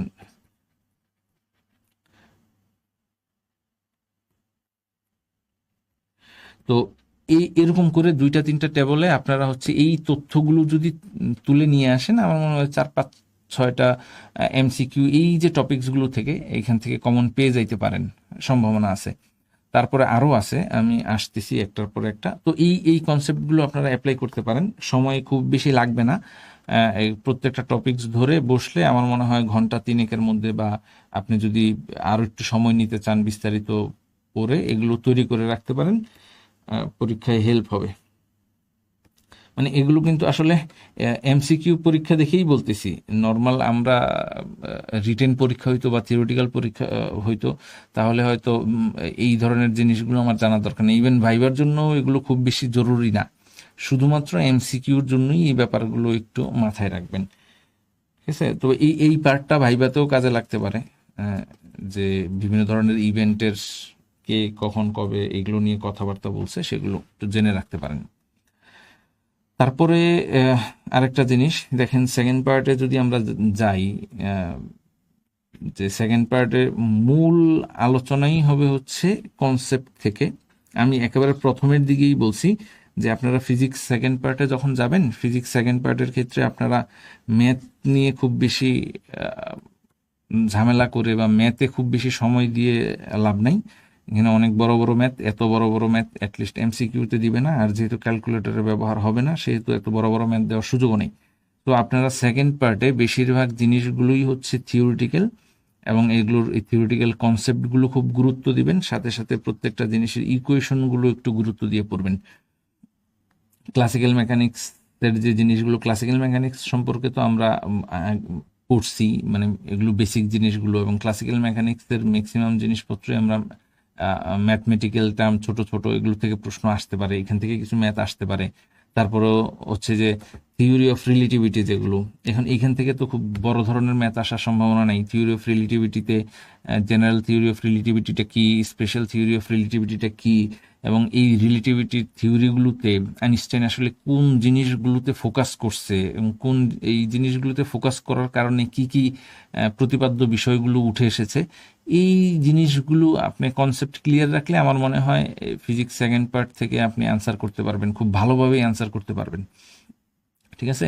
তো এইখানে আসলে এই জিনিসগুলো একটু দেখবেন থিওরিটিক্যাল ক্ষেত্রে। তারপর হচ্ছে কোয়ান্টাম মেকানিক্সের ক্ষেত্রে যেটা বললাম, যে কোয়ান্টাম মেকানিক্সের ক্ষেত্রেও আপনাকে সেই একই থিওরিটিক্যাল কনসেপ্টগুলো ক্লিয়ার রাখতে হবে। কোয়ান্টাম মেকানিক্সটা কোথা থেকে আসছে, কোন ধারণা থেকে কোয়ান্টাম মেকানিক্সের মানে উৎপত্তি। তারপর হচ্ছে শ্রোডিঙ্গার ইকুয়েশন কি, শ্রোডিঙ্গার ইকুয়েশনটা আসলে কি প্রকাশ করে, শ্রোডিঙ্গার ইকুয়েশনের ক্ষেত্রে এটার বর্গ করলে সেটা আমরা যে ওই যে প্রবাবিলিটি ডেন্সিটি পাই, এই যে জিনিসগুলো ছোট ছোট ছোট ছোট জিনিসগুলো মাথায় রাখবেন।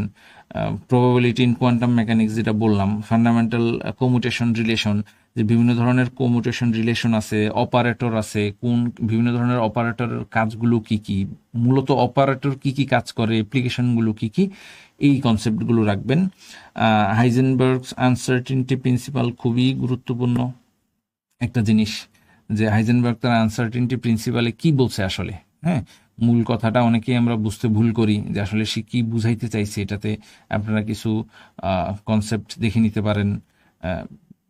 তারপর অপারেটরের কথা বললাম, বিভিন্ন অপারেটরের আইগেন ভ্যালিউ কি, তারপরে হচ্ছে আইগেন ফাংশনটা কি, এই যে জিনিসগুলো ইকুয়েশন দিয়ে বলে দিতে পারে যে কোনটা আইগেন ভ্যালিউ, কোনটা আইগেন ফাংশন, বা কোনো একটা আইগেন ফাংশনের ক্ষেত্রে আইগেন ভ্যালিউর মানটা কিভাবে বের করে বা আইডেন্টিফাই করে, এই জিনিসগুলো আর কি দেখে নিতে পারেন।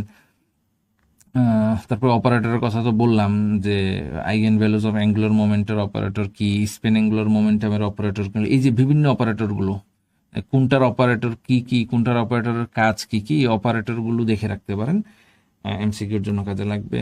অ্যাটমিক অ্যান্ড মলিকুলার ফিজিক্স খুবই গুরুত্বপূর্ণ একটা টপিকস। এখান থেকেও এই একই কথা, থিওরিটিক্যাল পড়াশোনাই খুব বেশি, যে আপনার ওয়েভ পার্টিকেল ডুয়ালিটি কি, ওয়েভ পার্টিকেল ডুয়ালিটিতে আমরা কি কি বলতেছি, ফোটনের বৈশিষ্ট্য কি কি, ওয়েভের ক্ষেত্রে ওয়েভের বৈশিষ্ট্যগুলো কি কি কাজ করতেছে, কম্পটন এফেক্টটা কি, কম্পটন এফেক্ট দিয়ে আমরা আসলে কোনো একটা পার্টিকেলের কোন বৈশিষ্ট্যটা প্রকাশ পায়, ওয়েভ বৈশিষ্ট্য না পার্টিকেল বৈশিষ্ট্য, ফটো ইলেকট্রিক ইফেক্ট কি, কে কখন কিভাবে তৈরি করছে বা আবিষ্কার করছে, এর ফলে আমরা কি কি বৈশিষ্ট্য জানতে পারি, এই যে রিলেটেড যে জিনিসগুলো, অর্থাৎ যে কোনো একটা টপিক্সের থিওরিটিক্যাল যতটুকু কনসেপ্ট আপনার পক্ষে ক্লিয়ার করা সম্ভব ততটুকুই ক্লিয়ার করে যাবেন। মানে শেষ নাই, যদিও ফিজিক্সের কনসেপ্টের বা ধারণার শেষ নাই, এক টপিক্স থেকে আরেক টপিক্সে আরেক টপিক্সে এরকম বিভিন্ন ভিতরের দিকে চলে যায় কনসেপ্টগুলো। তো এই জিনিসগুলো একটু মাথায় রাখবেন। রাদারফোর্ড এক্সপেরিমেন্ট, বিভিন্ন ধরনের এক্সপেরিমেন্ট যেগুলো হয়েছিল, ওই এক্সপেরিমেন্টগুলোতে কি থিম ব্যবহার করা হয়েছিল সেই জিনিসগুলো দেখবেন। এক্স রে, লেজারের ক্ষেত্রে হচ্ছে অ্যাপ্লিকেশনগুলো খুবই গুরুত্বপূর্ণ, এক্স রে এবং লেজারের অ্যাপ্লিকেশন কি কি। তারপরে বিভিন্ন ধরনের লেজার আছে, টাইপস অফ লেজারগুলো, সময়ে সময়ে যে নতুন নতুন লেজারগুলো আবিষ্কার হয়েছিল, এই প্রত্যেকটা লেজারের বৈশিষ্ট্যগুলো কি কি ছিল সেগুলো দেখতে পারেন। লেজার বিমের প্রপার্টিস তো বললাম, 3-4 লেভেল লেজারের প্রপার্টিসগুলো আছে। অর্থাৎ যত ধরনের কনসেপ্ট মাথায় রাখা যায়, ওই যে আমি একেবারে প্রথম দিকে একটা ইয়েতে আমরা বলছিলাম যে প্রত্যেকটা জিনিসের সংজ্ঞা, ডেফিনেশন, কে কোথায় কখন আবিষ্কার করছে, তারপরে টাইপস, তারপরে এগুলো রিলেটেড কোনো গ্রাফ থাকলে গ্রাফ, তারপরে কোনো ডায়াগ্রাম থাকলে, ফ্রি বডি ডায়াগ্রাম থাকলে সেই ডায়াগ্রামগুলো, ইকুয়েশন থাকলে ইকুয়েশন, অর্থাৎ একটা টপিক্সের প্রত্যেকটা সেক্টরে যত কিছু জানা যায় এই জিনিসগুলো একটু জেনে যাবেন বা পড়ে যাবেন। সময় খুবই কম, আগে পড়া থাকলেই মূলত পড়বেন। নিউক্লিয়ার ফিজিক্সের ক্ষেত্রেও সেই একই কথা, আগের মতোই নিউক্লিয়ার ফিজিক্সের ক্ষেত্রে আমাদের এই যে রেডিও আইসোটোপগুলো কি কি, রেডিও আইসোটোপগুলো কোথায় কখন কিভাবে ব্যবহৃত হয়। আমরা জানি রেডিও আইসোটোপগুলো এখন বিভিন্ন জায়গায় ব্যবহৃত হয়, আমাদের মেডিকেল সেক্টরগুলো আছে বা আরও অন্যান্য বিভিন্ন সেক্টরগুলোতে এই আইসোটোপগুলো ব্যবহৃত হয়। রেডিও আইসোটোপ, বিভিন্ন ধরনের রেডিও আইসোটোপগুলো স্পেসিফিক কিছু নাম মনে রেখে যাইতে পারেন, যে আহ, কি বলে ইউরেনিয়াম আইসোটোপ অথবা আয়োডিন আইসোটোপ অথবা অন্যান্য যে আইসোটোপগুলো কোন কোন চিকিৎসায় কোনটা ব্যবহৃত হয়, এটার একটা চার্ট করে রাখতে পারেন। চার্ট দেখে দেখে এগুলো থেকে এমসিকিউ অ্যাপ্লিকেশনগুলো থেকে আসতে পারে। তারপরে হচ্ছে একেবারে নিউক্লিয়াসের গঠন, নিউক্লিয়াসের প্রোটন, ইলেকট্রন, কোয়ার্ক, কোনো একটা ইলেকট্রন, প্রোটন, নিউট্রনগুলো কি কি ধরনের, কয়টা আপ কোয়ার্ক কয়টা ডাউন কোয়ার্ক দিয়ে গঠিত। তারপরে এদের মধ্যে হচ্ছে ইন্টারমলিকুলার যে নিউক্লিয়াসের মধ্যে যে আকর্ষণ বিকর্ষণ বলগুলো আছে ইলেকট্রন, প্রোটন, নিউট্রনের মধ্যে।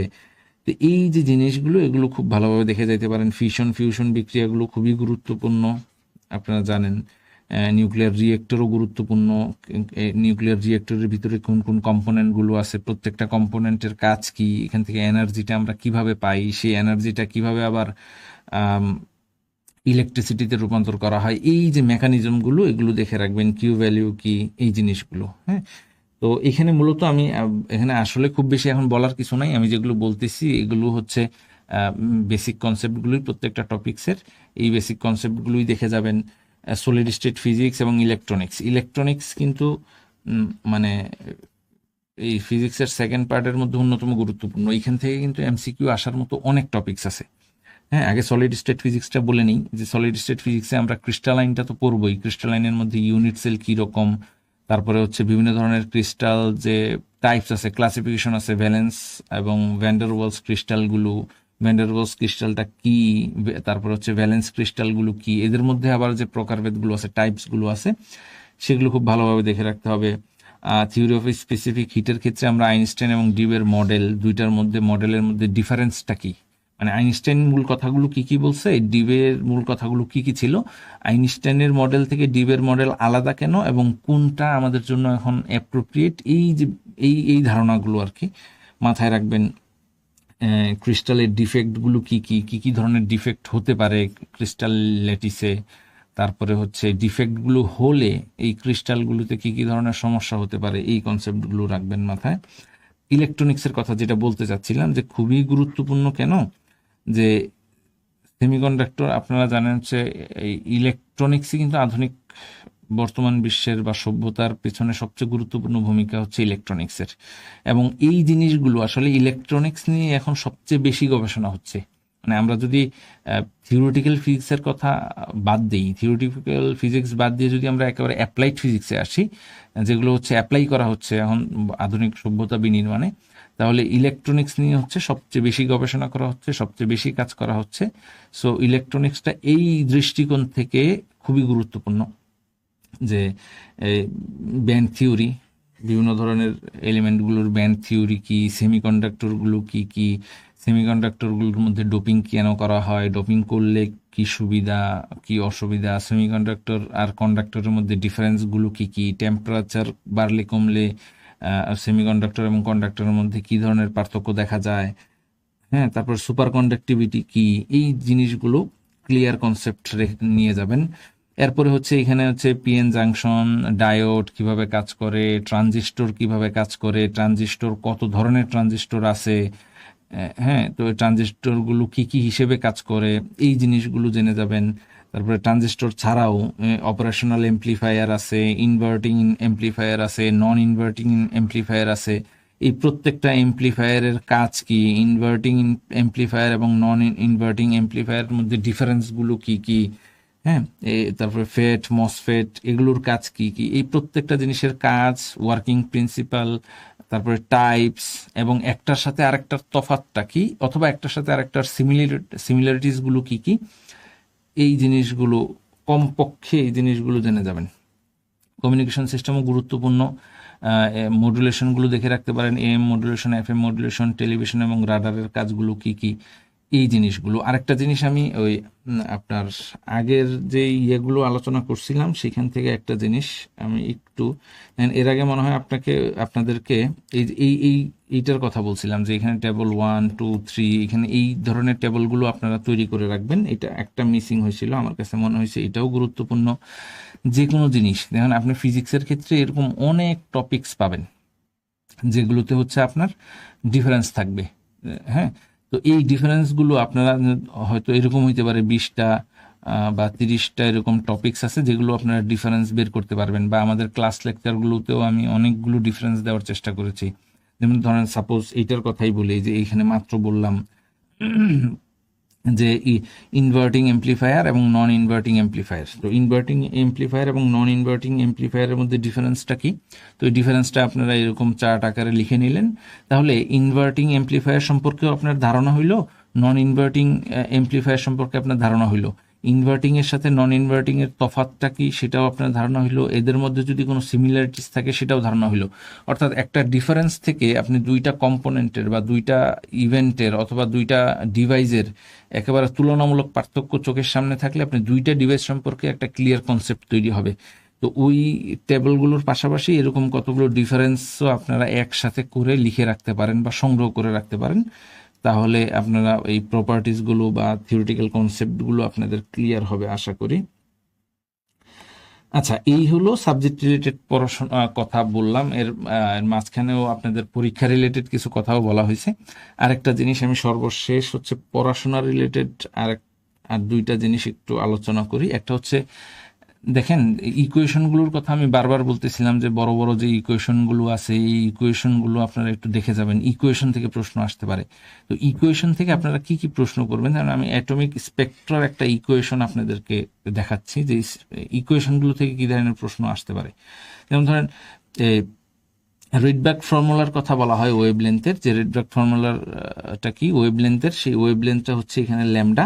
তো ইকুয়েশনটা হচ্ছে রিডব্যাক ফর্মুলার হচ্ছে এটা এইরকম, যে 1/λ equal to R Z Z square, আর এখানে হচ্ছে n1 n2 থাকবে। মানে ইকুয়েশন আপনারা জানেন, ইকুয়েশন দেখে নেবেন সেটা কথা না। আমার কথা হচ্ছে এত বড় ইকুয়েশন থেকে তো আপনাকে ম্যাথ দিবে না, এবং এখানে যে কনস্ট্যান্টের মানগুলো আছে এগুলো দিয়ে তো আপনি ক্যালকুলেশনও করতে পারবেন না, সম্ভব না ক্যালকুলেটর না দিলে। তো এই ধরনের ইকুয়েশনগুলো যেগুলো আছে খুবই বিশাল বড় বড় ইকুয়েশন, বা যেগুলোর মান অনেক কঠিন, যেগুলো ক্যালকুলেটরে করা সম্ভব না, এমসিকিউতেও দিবে না, কিন্তু এই ইকুয়েশনগুলো থেকে প্রশ্ন আসতে পারে। এখন আপনাকে প্রশ্ন করলো যে অ্যাটমিক স্পেক্ট্রার যে ওয়েভলেন্থ আছে, ওয়েভলেন্থটা কিসের উপর নির্ভর করে? তাই আমরা যদি ইকুয়েশনটাই না জানি তাহলে ওয়েভলেন্থটা কিসের উপর নির্ভর করে, কিসের উপর ডিপেন্ড করে, সেটা তো আমাদের পক্ষে বলা সম্ভব না। তো দেখেন, ওয়েভলেন্থটা আমরা যদি ধরি এটা হচ্ছে আর এইচ হচ্ছে কনস্ট্যান্ট, জেড জেড হচ্ছে আমাদের অ্যাটমিক নাম্বার, এইটাও আমাদের জন্য কনস্ট্যান্ট। তাহলে কনস্ট্যান্ট হলেই যে n1 এবং n2 কি, একটা হচ্ছে lower energy level quantum number, একটা হচ্ছে হায়ার এনার্জি লেভেল। তাহলে এই যে এই ল্যামডাটা কিসের উপর নির্ভর করতেছে? কোনো একটা ইলেকট্রন সেটা কি আপার এনার্জি লেভেলে আছে না লোয়ার এনার্জি লেভেলে আছে, আপার থেকে লোয়ারে গেছে না লোয়ার থেকে আপারে আসছে, আসলে এই জিনিসটার উপরে এই ওয়েভলেন্থটা নির্ভর করে। তাহলে পরীক্ষা এরকম একটা ইকুয়েশন বলতেই পারে, ইকুয়েশন দিয়ে বলতে পারে, বা ইকুয়েশন ছাড়া বলতে পারে যে অ্যাটমিক স্পেক্ট্রার যে ওয়েভলেন্থটা আছে সেটা কিসের উপর নির্ভর করে, এরকম 3-4টা অপশন দিয়ে দিল। তো আমাদের ইকুয়েশন সম্পর্কে ধারণা থাকলেই তো আমি বলতে পারবো। অথবা এরকম একটা ইকুয়েশন দিয়ে বলে দিল আর এইচটা কি, এখানে আমার জানা থাকতে হবে যে আর এইচটা কি, অথবা এই আর এইচ এর মান কত আসতেই পারে। তারপরে জেডটা কি, এখানে ইকুয়েশন দিয়ে বলে দিল এই জেডটা কি, অথবা বলে দিল এই ল্যামডা, এই ওয়েভলেন্থটা কার ওয়েভলেন্থ, কিসের ওয়েভলেন্থ। হ্যাঁ, তো একটা ইকুয়েশন থেকে অনেক ধরনের প্রশ্নই আসতে পারে। তো আপনাদের কাজ হবে যদি সম্ভব হয় এরকম বড় বড় যত ধরনের ইকুয়েশন আছে সবগুলোর এরকম ইকুয়েশনগুলো লিখবেন। সেখানে যদি কোনো কনস্ট্যান্টের মান থাকে সেই কনস্ট্যান্টের মানটা মুখস্থ করার চেষ্টা করবেন, এবং এই ইকুয়েশনে কোনটা কি জিনিস সেইটা জেনে রাখবেন, এবং এখানে এই ইকুয়েশনগুলোর মধ্যে কোনটা কার উপরে কিসের উপরে নির্ভর করে সেই জিনিসগুলো একটু মাথায় রাখবেন। ঠিক আছে? অথবা কোনটাকার সমানুপাতিক, কোনটাকার ব্যস্তানুপাতিক, প্রপোর্শনাল না অন্য কিছু, এই রিলেটেড মানে ইকুয়েশন নিয়ে একটা ছোটখাটো যত রকমের গবেষণা করা যায় আর কি, এই কনসেপ্ট রাখা যায়, এই কনসেপ্টগুলো রাখবেন। এবার আসি ম্যাথের টপিক্সের উপরে, যে কোন কোন টপিকসগুলো থেকে আপনারা ম্যাথ প্র্যাকটিস করে যেতে পারেন। এখানে আমি কিছু টপিকস দেখানোর চেষ্টা করছি, এর বাইরেও ম্যাথ আসতে পারে, বলা যায় না। তো কমপক্ষে এই টপিকসগুলো থেকে ম্যাথ প্র্যাকটিস করে যাবেন আশা করি। ইকুয়েশনস অফ মোশন, এইখানের যে আপনার গতির যে সূত্রগুলো আছে, ফোর্স বা ফ্রিকশনের ক্ষেত্রে যে সূত্রগুলো আছে, বিভিন্ন ধরনের বল ক্রিয়া করলে কি হয়, কোনো বস্তুর উপর ঘর্ষণ বল ক্রিয়া করলে সেটার প্রতিক্রিয়া বল বা ঘর্ষণ বল কীরকম হয়, বা ফোর্সের সাথে ঘর্ষণ বলের যে এই যে ইন্টার রিলেশনগুলো কি কি, এই কনসেপ্টগুলো থেকে ম্যাথ আসতে পারে, ছোট ছোট যেগুলো হচ্ছে হাতে কলমে করা যায় আর কি। তারপরে হচ্ছে যে কাইনেটিক এনার্জি, পটেনশিয়াল এনার্জি, কাজের যে ব্যাপারগুলো, বিভিন্ন ধরনের ফোর্সের ফলে যে কাজ হয় সেটা, তারপরে হচ্ছে গতিশক্তি, বিভব শক্তির কথা যেটা বললাম, এই যে ছোটখাটো যে জিনিসগুলো আছে এগুলো কিন্তু আমরা হাতেই চাইলে এই ম্যাথগুলো করতে পারি, মানে ক্যালকুলেটর ছাড়া। তারপরে সেম ইয়ের ক্ষেত্রেও রোটেশনাল মোশনের ক্ষেত্রে মোমেন্ট অফ ইনার্শিয়া কি কি, তারপরে অ্যাঙ্গুলার মোমেন্টাম, এই ধরনের জিনিসগুলো আসতে পারে। গ্র্যাভিটেশনাল ফোর্স থেকেও প্রশ্ন আসতে পারে। এই ইকুয়েশনগুলো খুব বেশি বড় কিছু না, ফর্মুলাগুলো বড় কিছু না, ছোট ছোট ফর্মুলা থেকে করা যায়। গ্র্যাভিটেশনাল ফোর্সেরগুলোর ক্ষেত্রে আবার এটাও মাথায় রাখতে পারেন ইকুয়েশনগুলোর ক্ষেত্রে, যে একটা নির্দিষ্ট উচ্চতায় উঠাইলে গ্র্যাভিটেশনাল ফোর্স কেমন হবে, একটু ভূপৃষ্ঠ থেকে একটু গভীরে গেলে গ্র্যাভিটেশনাল ফোর্সগুলো কেমন হবে, এগুলোর যে ভেরিয়েশন আছে ইকুয়েশনের, সেই ইকুয়েশনগুলোর ভেরিয়েশনগুলো একটু দেখে যাইতে পারেন। স্ট্রেইনের কথা যেটা বললাম, যে পীড়ন, বিকৃতি, স্থিতিস্থাপকতার যে জিনিসগুলো, ইয়ংস মডুলাস, ইলাস্টিক মডিউলি, এই জিনিসগুলো ছোট ছোট সূত্র, এগুলো আসতে পারে ম্যাথ এখান থেকে। তারপরে সারফেস টেনশনের ক্ষেত্রে ইকুয়েশনগুলো কিভাবে কাজ করে, তারপরে প্রেশার, একটা সারফেস টেনশন একটা বাবলে কি পরিমাণ প্রেশার জেনারেট হয়, সেই জিনিসগুলো, সিম্পল হারমোনিক মোশনের ছোট ছোট প্রবলেমগুলো, ইকুয়েশনগুলো দেখতে পারেন। তারপরে হচ্ছে wave speed, speed of sound, হ্যাঁ, স্পিড অফ সাউন্ড, শব্দের গতিবেগের তাপমাত্রার নির্ভরতা, এই জিনিসগুলো ছোট ছোট ডপলার ইফেক্টের ফর্মুলাসগুলোও দেখতে পারেন। যদি প্রশ্ন কঠিন করার চেষ্টা করে তাহলে ডপলার ইফেক্টস থেকে বড় বড় কোশ্চেন দুই একটা দিলেও দিতে পারে। তারপরে ছোটোখাটো ম্যাথও দিতে পারে, ডপলার ইফেক্টসের ছোট ছোট সূত্র যেগুলো আছে বা কনসেপ্ট আছে, কনসেপ্ট রিলেটেড ম্যাথ দিতে পারে। তো এগুলো দেখে যাবেন। তাপমাত্রা থেকে খুবই গুরুত্বপূর্ণ টেম্পারেচার স্কেলগুলো, হ্যাঁ, তারপরে এফিসিয়েন্সি অফ কার্নোট ইঞ্জিনের এফিসিয়েন্সিটা কিরকম হবে, এই ধরনের জিনিসগুলো, ওমস ল, কুলম্বস ল, কার্শফস ল, ইলেকট্রিসিটি, ম্যাগনেটিজমের যে ছোট ছোট ল আছে, এবং সর্বশেষ হচ্ছে লেন্স এবং মিরর রিলেটেড যে ফর্মুলাগুলো আছে, প্রতিবিম্ব তৈরি হওয়ার পিছনে বিম্বের দূরত্ব, বস্তুর দূরত্ব, বিবর্ধন, এই যে জিনিসগুলো আছে, বিবর্ধন, এই জিনিসগুলো থেকে প্রশ্ন, ছোটোখাটো যে ফর্মুলাগুলো আছে এইখান থেকে প্রশ্ন আসতে পারে। বাদ বাকিগুলো আপনারা থিওরি বা কনসেপ্ট দেখে যাইতে পারেন। এর বাইরে প্রিপারেশন যদি কারো, এগুলো হচ্ছে আমি বললাম যে এগুলো একান্তই প্রিপারেশন না থাকলে বা কম থাকলে কমপক্ষে এগুলো নিয়ে যাবেন। এর বাইরে যদি কারো প্রিপারেশন অনেক ভালো থাকে তাহলে তো বেটার, সে যতটুকু পারে দেখে যাবে। আচ্ছা, যে প্রশ্নগুলো আপনাদের এই কথা বলতে বলতে যে প্রশ্নগুলো আপনাদের কাছ থেকে পাচ্ছিলাম সেটাতে আসি একটু। অনেকেই আপনারা এর মধ্যেই 2-3 জন প্রশ্ন করছেন যে ক্যালকুলেটর ব্যবহার করতে দিবে কিনা। আমি এমনি নর্মাল যে কোনো পরীক্ষায় তো ক্যালকুলেটর ব্যবহার করতে পিএসসি দেয় কিনা, আমি আমার 2-1টা সাবজেক্ট রিলেটেড পরীক্ষা দেওয়ার অভিজ্ঞতা আছে পিএসসিতে, সেখান থেকে বলতেছি যে সাবজেক্ট রিলেটেড যে পরীক্ষাগুলো আমাদের আছে সেগুলোতেও আমি কখনোই দেখি নাই যে পিএসসি ক্যালকুলেটর ব্যবহার করতে দিছে।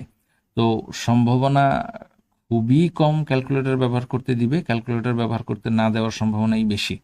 তো আপনারা ধরে রাখেন যে ক্যালকুলেটর ব্যবহার করতে পারতেছেন না। 2 নম্বর প্রশ্ন হচ্ছে, এটাও আপনারা অনেকে করছেন এখনই, প্রশ্ন বাংলা না ইংরেজি, কোন ভাষাতে হবে। এখন দেখেন এইটার ব্যাপারেও আমি যেটা বলছি আপনাদেরকে, যে এইটার ব্যাপারেও পিএসসি স্পষ্ট কোনো নির্দেশনা দেয় নাই। প্রথমে মনে হয় এরকম একটা নির্দেশনা আসছিল যে প্রশ্ন ইংলিশে হবে, এবং সেই নির্দেশনাটা পিএসসি উঠিয়ে নিছে। তার মানে দাঁড়াচ্ছে অনেকটা এরকম যে পিএসসি আসলে, আমার যেটা মনে হয়, বাংলা ইংলিশ উভয় ভাষাতেই তাদের প্রশ্ন করার সম্ভাবনা খুবই বেশি।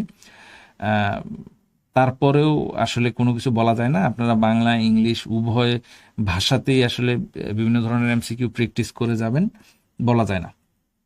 আলাদা কাট অফ মার্কস হবে কিনা অনেকের প্রশ্ন থাকে এরকম, যে যেহেতু সাবজেক্ট, প্রত্যেকটা সাবজেক্টের আলাদা আলাদা প্রশ্ন হবে, তাহলে কাট অফ মার্কস কি আলাদা হওয়ার সম্ভাবনা আছে কিনা। অবশ্যই, কারণ হচ্ছে আপনার ফিজিক্সের প্রশ্ন যেমন হবে, বাংলার প্রশ্ন ওইরকম হবে না, কেমিস্ট্রির প্রশ্ন ওইরকম হবে না, কোনো প্রশ্ন হার্ড হবে, কোনো প্রশ্ন খুবই সহজ হইতে পারে।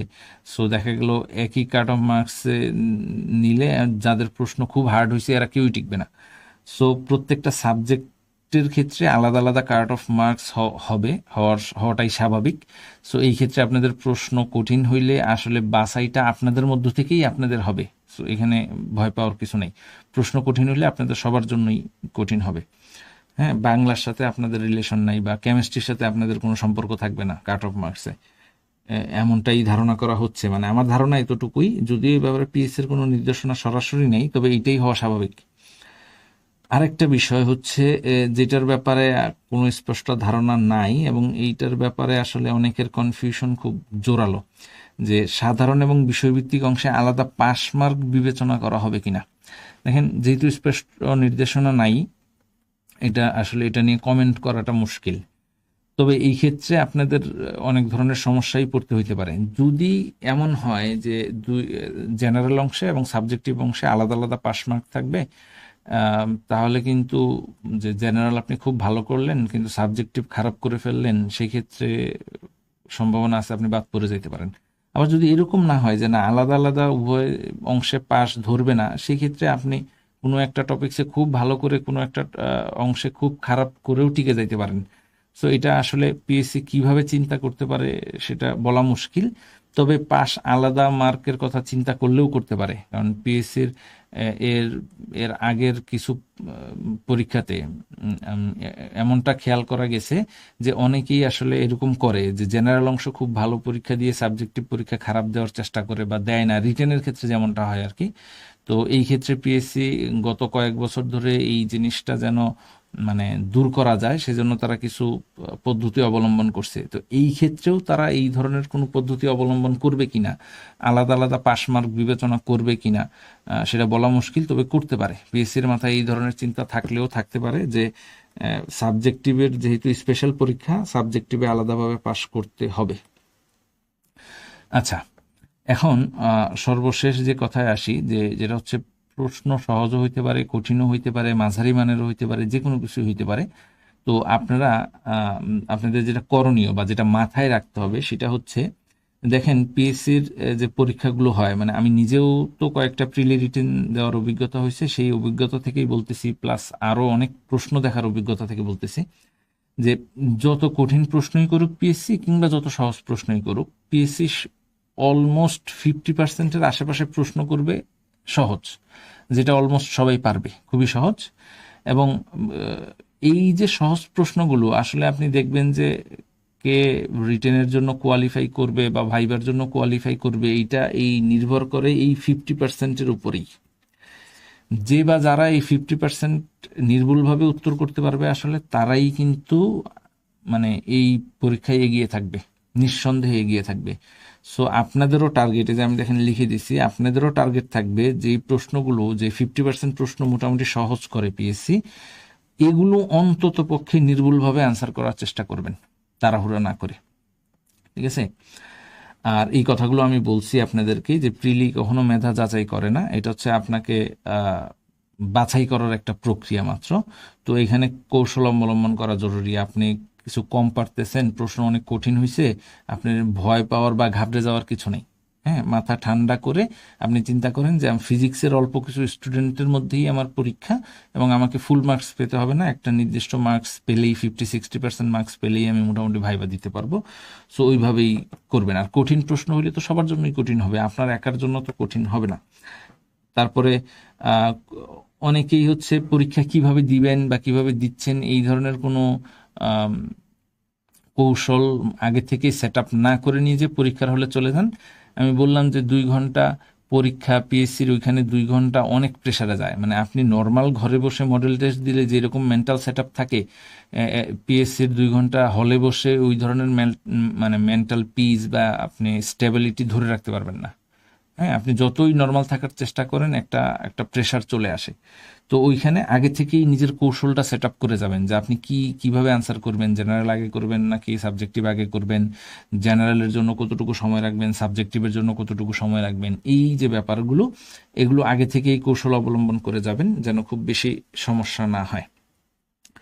আচ্ছা, এটা বলে ফেলছি। এখন আমি আমার মানে ব্যক্তিগত কিছু পরামর্শ আপনাদেরকে দিই। আপনাদের আপনাদের কৌশল তো আপনাদের আছেই, এবং আমি আমি এটা জানি যে আপনাদের অনেকেরই বরঞ্চ আমার চেয়ে অনেক ভালো কৌশল জানা আছে, যেগুলো আপনারা চাইলে পরীক্ষায় অ্যাপ্লাই করতে পারেন এবং ওগুলো অ্যাপ্লাই করে ভালো পরীক্ষা দিতে পারেন। তো আমার কিছু কথা যদি আপনাদের কাজে লাগে তাহলে সেটা একটু বলে রাখি। যে প্রশ্ন পাওয়ার প্রথম 10 থেকে 20 মিনিটের ভিতরেই আপনাকে প্রশ্ন কিছু পড়ে বা দেখে বুঝে নিতে হবে যে প্রশ্ন সহজ না কঠিন। প্রশ্ন সহজ হলে আপনার স্ট্র্যাটেজি কেমন হবে সেটা আগে থেকে সেট করে যাবেন। প্রশ্ন খুব বেশি কঠিন হলে আপনার স্ট্র্যাটেজিটা কেমন হবে সেটাও আগে থেকে চিন্তা করে যাবেন, যেন আপনার প্রস্তুতি দুইটাই থাকে, যে সহজ হলেও আমি এমন করব, কঠিন হলেও আমি কি করব। আর মডারেট সহজ কঠিন মিলিয়ে হলে তো মাঝামাঝিই থাকবেন। আচ্ছা, এইখানে আমার যে প্রশ্নটা, সহজ হলে কি করবেন, কঠিন হলে কি করবেন, এই নিয়েও কথা হবে। তার মধ্যে হচ্ছে একটা জিনিস খেয়াল করবেন যে জেনারেল অংশে বাংলা, সাধারণ জ্ঞান বা এই জিনিসগুলোতে আপনার কিন্তু খুব বেশি একটা সময় দিতে হয় না। হ্যাঁ, ওগুলো প্রশ্নগুলো ছোট ছোট হয়, আপনি একবার পড়বেন, পারলে আনসার দাগায় ফেলবেন, সময় নষ্ট করার তেমন কিছু নাই, না পারলে ফেলে রেখে যাবেন। কিন্তু বিষয়ভিত্তিক প্রশ্ন কিন্তু অনেক কিছু চিন্তা করার আছে। যেহেতু বিষয়টা ফিজিক্স, আপনারা ফিজিক্সের স্টুডেন্ট, জানেন যে বিষয়ভিত্তিকে চিন্তা করার অনেক কিছুই আছে এবং অনেক জিনিস আপনাকে মাথায় রাখতে হবে। প্রশ্নগুলো এত ছোট ছোট হবে না, প্রশ্ন অনেক বড় হইতে পারে, অপশনগুলোও অনেক বড় বড় হবে। সো এখানে পড়ার জন্য, বিষয়টা বোঝার জন্য অনেক সময় লাগবে। চেষ্টা করবেন যে জেনারেল অংশ খুব দ্রুত আনসার করে বিষয়ভিত্তিকের জন্য সময় একটু বেশি রাখার জন্য। ঠিক আছে? তারপরে হচ্ছে আরেকটা কাজ করতে পারেন যে এই এই কৌশলটা খুবই গুরুত্বপূর্ণ। অনেকেই আছে হচ্ছে প্রশ্ন একটু কঠিন হয়েছে বা কিছু প্রশ্ন কঠিন মনে হচ্ছে, তো ওরা ওইখানে অনেক সময় নষ্ট করে, প্রশ্নটা পড়ে চিন্তা করে এটা আনসার করবে কি করবে না, কি আনসার করা যায় ইত্যাদি। এই সময় নষ্ট করবেনই না, এখানে সময় নষ্ট করার কোনো সুযোগই নেই। আপনাদের কাজই হবে আপনারা একেবারে একবার প্রশ্ন পড়বেন, পারেন আনসার করবেন, পরেরটাতে চলে যাবেন, পারেন পরেরটাতে চলে যাবেন, এরকম করে যতগুলো আপনি একেবারে প্রথম দেখাতেই পারবেন সেই প্রশ্নগুলো খুব দ্রুত আনসার করে চলে যাবেন। এবং এরকম অনেক সময় হয় যে আমরা প্রথম দিকে অনেক বেশি সময় নিয়ে ফেলছি, প্লাস সাবজেক্টিভের প্রশ্নগুলো তো আমি বললাম অনেক বড় বড় হবে, অনেক বিশাল হবে, অনেক কিছু চিন্তা করার বিষয় আছে। এমনও হবে যে আপনি সাবজেক্টিভের যে 100টা প্রশ্ন এটা পড়েই শেষ করতে পারবেন না। এমন হইতে পারে শেষের দিকে অনেক সহজ সহজ প্রশ্ন ছিল, আপনি সময়ের অভাবে সেগুলো পড়তেও পারেন নাই, দাগাইতেও পারেন নাই, ওদিকে কঠিন কঠিন প্রশ্নে অনেক সময় নষ্ট করে ফেলছেন। সো সবচেয়ে ভালো উপায় হবে যে কমপক্ষে একবার যেগুলো আপনি প্রথম দেখাতেই পারবেন সেগুলো খুব দ্রুত অ্যান্সার করে যাবেন। এরপরে যদি আপনি সময় পান তাহলে যেগুলো আপনার কাছে কনফিউশন মনে হয়েছিল সেগুলো আগে একটু দাগায় রাখবেন, যে যে এই জিনিসগুলো আমার একটু কনফিউশন, পরে সময় থাকলে আমি এই জিনিসগুলো আবার রিভিউ করব, দেখব, দাগায় যাবেন। তো একবার শেষ করে সময় থাকলে ওই ওই প্রশ্নগুলোতে এবার আপনি সময় দেন। সময় দিয়ে যেগুলো এখন মনে হয় কিছু কনফিউশন আছে, প্রশ্ন সহজ হইলে এবং কঠিন হইলে স্ট্র্যাটেজি ভিন্ন হবে, আমি বলতেছি। প্রশ্ন যদি কঠিন হয় তাহলে খুব বেশি আপনি দেখা যাচ্ছে এমন এমন টপিকস আছে যেগুলো আপনি জীবনে নামই শুনেন নাই, দেখেনও নাই, আন্তাজি একটা, হ্যাঁ, 10 20 30 করে গুনে দিয়ে আসলেন, 100 হয়েছে মার্ক করে দাগায় দিয়ে আসলেন আন্তাজে। এরকম ভুল করবেন না। যেহেতু নেগেটিভ মার্কিং আছে, আপনার সর্বোচ্চ চেষ্টা থাকবে যেগুলো আপনি নির্ভুলভাবে পারবেন সেগুলো দাগাবেন। একেবারেই যে জিনিসগুলো কখনোই দেখেন নাই সেগুলো দাগাবেনই না। এখন আসেন, প্রশ্ন যদি সহজ হয় অথবা কঠিন হয় যেটাই হোক, এর মধ্যে প্রশ্ন সহজ হইলে যে জিনিসটা করবেন, আপনার পারাগুলো তো আপনি আনসার করবেনই। পারাগুলো আনসার করার পরে কিছু প্রশ্ন আপনি দেখবেন যে আপনি 50% 60% 70% ধারণা করতে পারতেছেন যে আনসার এই দুইটার মধ্যে এইটা হইতে পারে। হ্যাঁ, তো এই যে যেগুলোর মধ্যে আপনি দোদুল্যমান থাকবেন, কনফিউজিং থাকবেন, আপনি চাইলে প্রশ্ন যদি সহজ হয় তাহলে আপনি চাইলে এই যে যেগুলো আছেন, যেগুলো 50%-এর উপরে আপনি মোটামুটি ধারণা করতে পারতেছেন, সেই প্রশ্নগুলো আপনি চাইলে আনসার করে আসতে পারেন। তবে এতটাও না যে একবার খুব বেশি হয়ে যায়। আপনি যদি দেখেন যে না, আমি মোটামুটি যে আনসার করছি তা যথেষ্ট, তাহলে এই এই এই প্রশ্নগুলো অল্প কিছু আনসার করলে হবে। আবার যদি প্রশ্ন সহজ হয়েছে কিন্তু আপনি মনে করতেছেন যে আমি 50-60%ও এখনো কারেক্ট করতে পারিনি, সেই ক্ষেত্রে এই ধরনের প্রশ্ন আপনি কিছু বেশি দাগায় আসবেন, যেগুলো আপনি ধারণা করতে পারতেছেন বা কনফিউজিং 50-50 চান্স আছে হওয়ার, সেগুলো করে আসবেন। আর হচ্ছে আরেকটা জিনিস যেটা হচ্ছে, কিছু প্রশ্ন আছে আপনি পারবেন, আপনি ওই ইকুয়েশনটাও পারেন, ওই ম্যাথটাও পারবেন, সময় দিলে পারবেন, কিন্তু ওইগুলো সময় সাপেক্ষ। একটা ম্যাথ আসছে, ম্যাথটা অনেক বড়, ক্যালকুলেশন করা লাগবে, হ্যাঁ, চিন্তা করা লাগবে, ক্যালকুলেটর নাই, হাতে লিখে লিখে করা লাগবে। তো এই ধরনের বড় বড় ম্যাথগুলো যখন হবে আপনাদের, তখন এই ম্যাথগুলোতে না সময় নষ্ট করবেন না খুব বেশি। হ্যাঁ, আপনি পারবেন, ভালো কথা, মার্ক করে চলে যান। সবগুলো শেষ করার পরে যদি সময় থাকে তাহলে এগুলোতে আসবেন। এমন হবে আপনি এই কঠিন প্রশ্নটা 2 মিনিট বা 3 মিনিট সময় নষ্ট করছেন, এই 2 মিনিটে বা 3 মিনিটে আপনি সহজ আরো 5টা প্রশ্ন দাগাইতে পারতেন, 5 মার্ক পাইতে পারতেন 1 মার্কের জন্য 3 মিনিট সময় নষ্ট করে।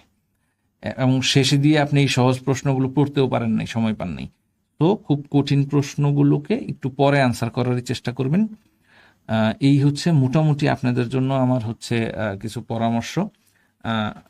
আর এর বেশি কিছু আসলে আর বলার সুযোগ নেই, এবং পরীক্ষার যেহেতু খুব বেশি সময়ও নাই, আসলে এই ধরনের বিভিন্ন ধরনের যেই পদ্ধতিগুলো বললাম আপনাদের স্ট্র্যাটেজি ফলো করার জন্য, সেগুলো কতটুকু এখন অ্যাপ্লাই করতে পারবেন সেটাও হচ্ছে একটা ব্যাপার। তবে সর্বোচ্চ চেষ্টা করবেন মাথা ঠান্ডা রেখে পরীক্ষা দেওয়ার, এবং এটাকে একটা পরীক্ষা হিসেবেই নেবেন। দেখেন, আমরা যারা বিভিন্ন ক্যাডার সার্ভিসে আছি বা চাকরি করি বিভিন্ন সেক্টরে, আসলে প্রথম প্রথম এটাকে অনেক কিছু মনে হইলেও আসলে চাকরি চাকরি, হ্যাঁ, এটা যে কোনো চাকরি একটা চাকরি। সো এটাকে, এই বিসিএস বা বিসিএস ক্যাডারকে খুব বড় করে এটা হতেই হবে, এটা না হলে আমি, আমার দিন দুনিয়া দুনিয়া ধ্বংস হয়ে যাবে, এরকম মেন্টালিটি নিয়ে, এরকম ইয়ে নিয়ে পরীক্ষা দিতে গেলে দেখা যাবে আপনার প্রশ্ন কঠিন হলে বা আপনি কিছু না পারলে ঘাবড়ে যাবেন। সো এটাকে নর্মাল পরীক্ষা হিসেবেই নেন, এবং এই এই বিসিএস হওয়াটাকে একটা চাকরি হিসেবেই নেন, অন্যান্য সকল চাকরির মতোই একটা চাকরি। এটা হওয়াটা বাধ্যতামূলক না বা হইতেই হবে এরকম না, রিজিকের ব্যবস্থা আল্লাহ তাআলার পক্ষ থেকে হয়। তো আপনারা মাথা ঠান্ডা রেখে সবাই ভালোভাবে পরীক্ষা দিবেন। আর পরীক্ষার আগ পর্যন্ত সবাই সুস্থ থাকার চেষ্টা করবেন। সবার সুস্থতা কামনা করে, ভালো ভালো পরীক্ষা হয় সেটা জন্য দোয়া করে, কামনা করে আজকের মতো বিদায় নিচ্ছি। আল্লাহ হাফেজ। আসসালামু আলাইকুম।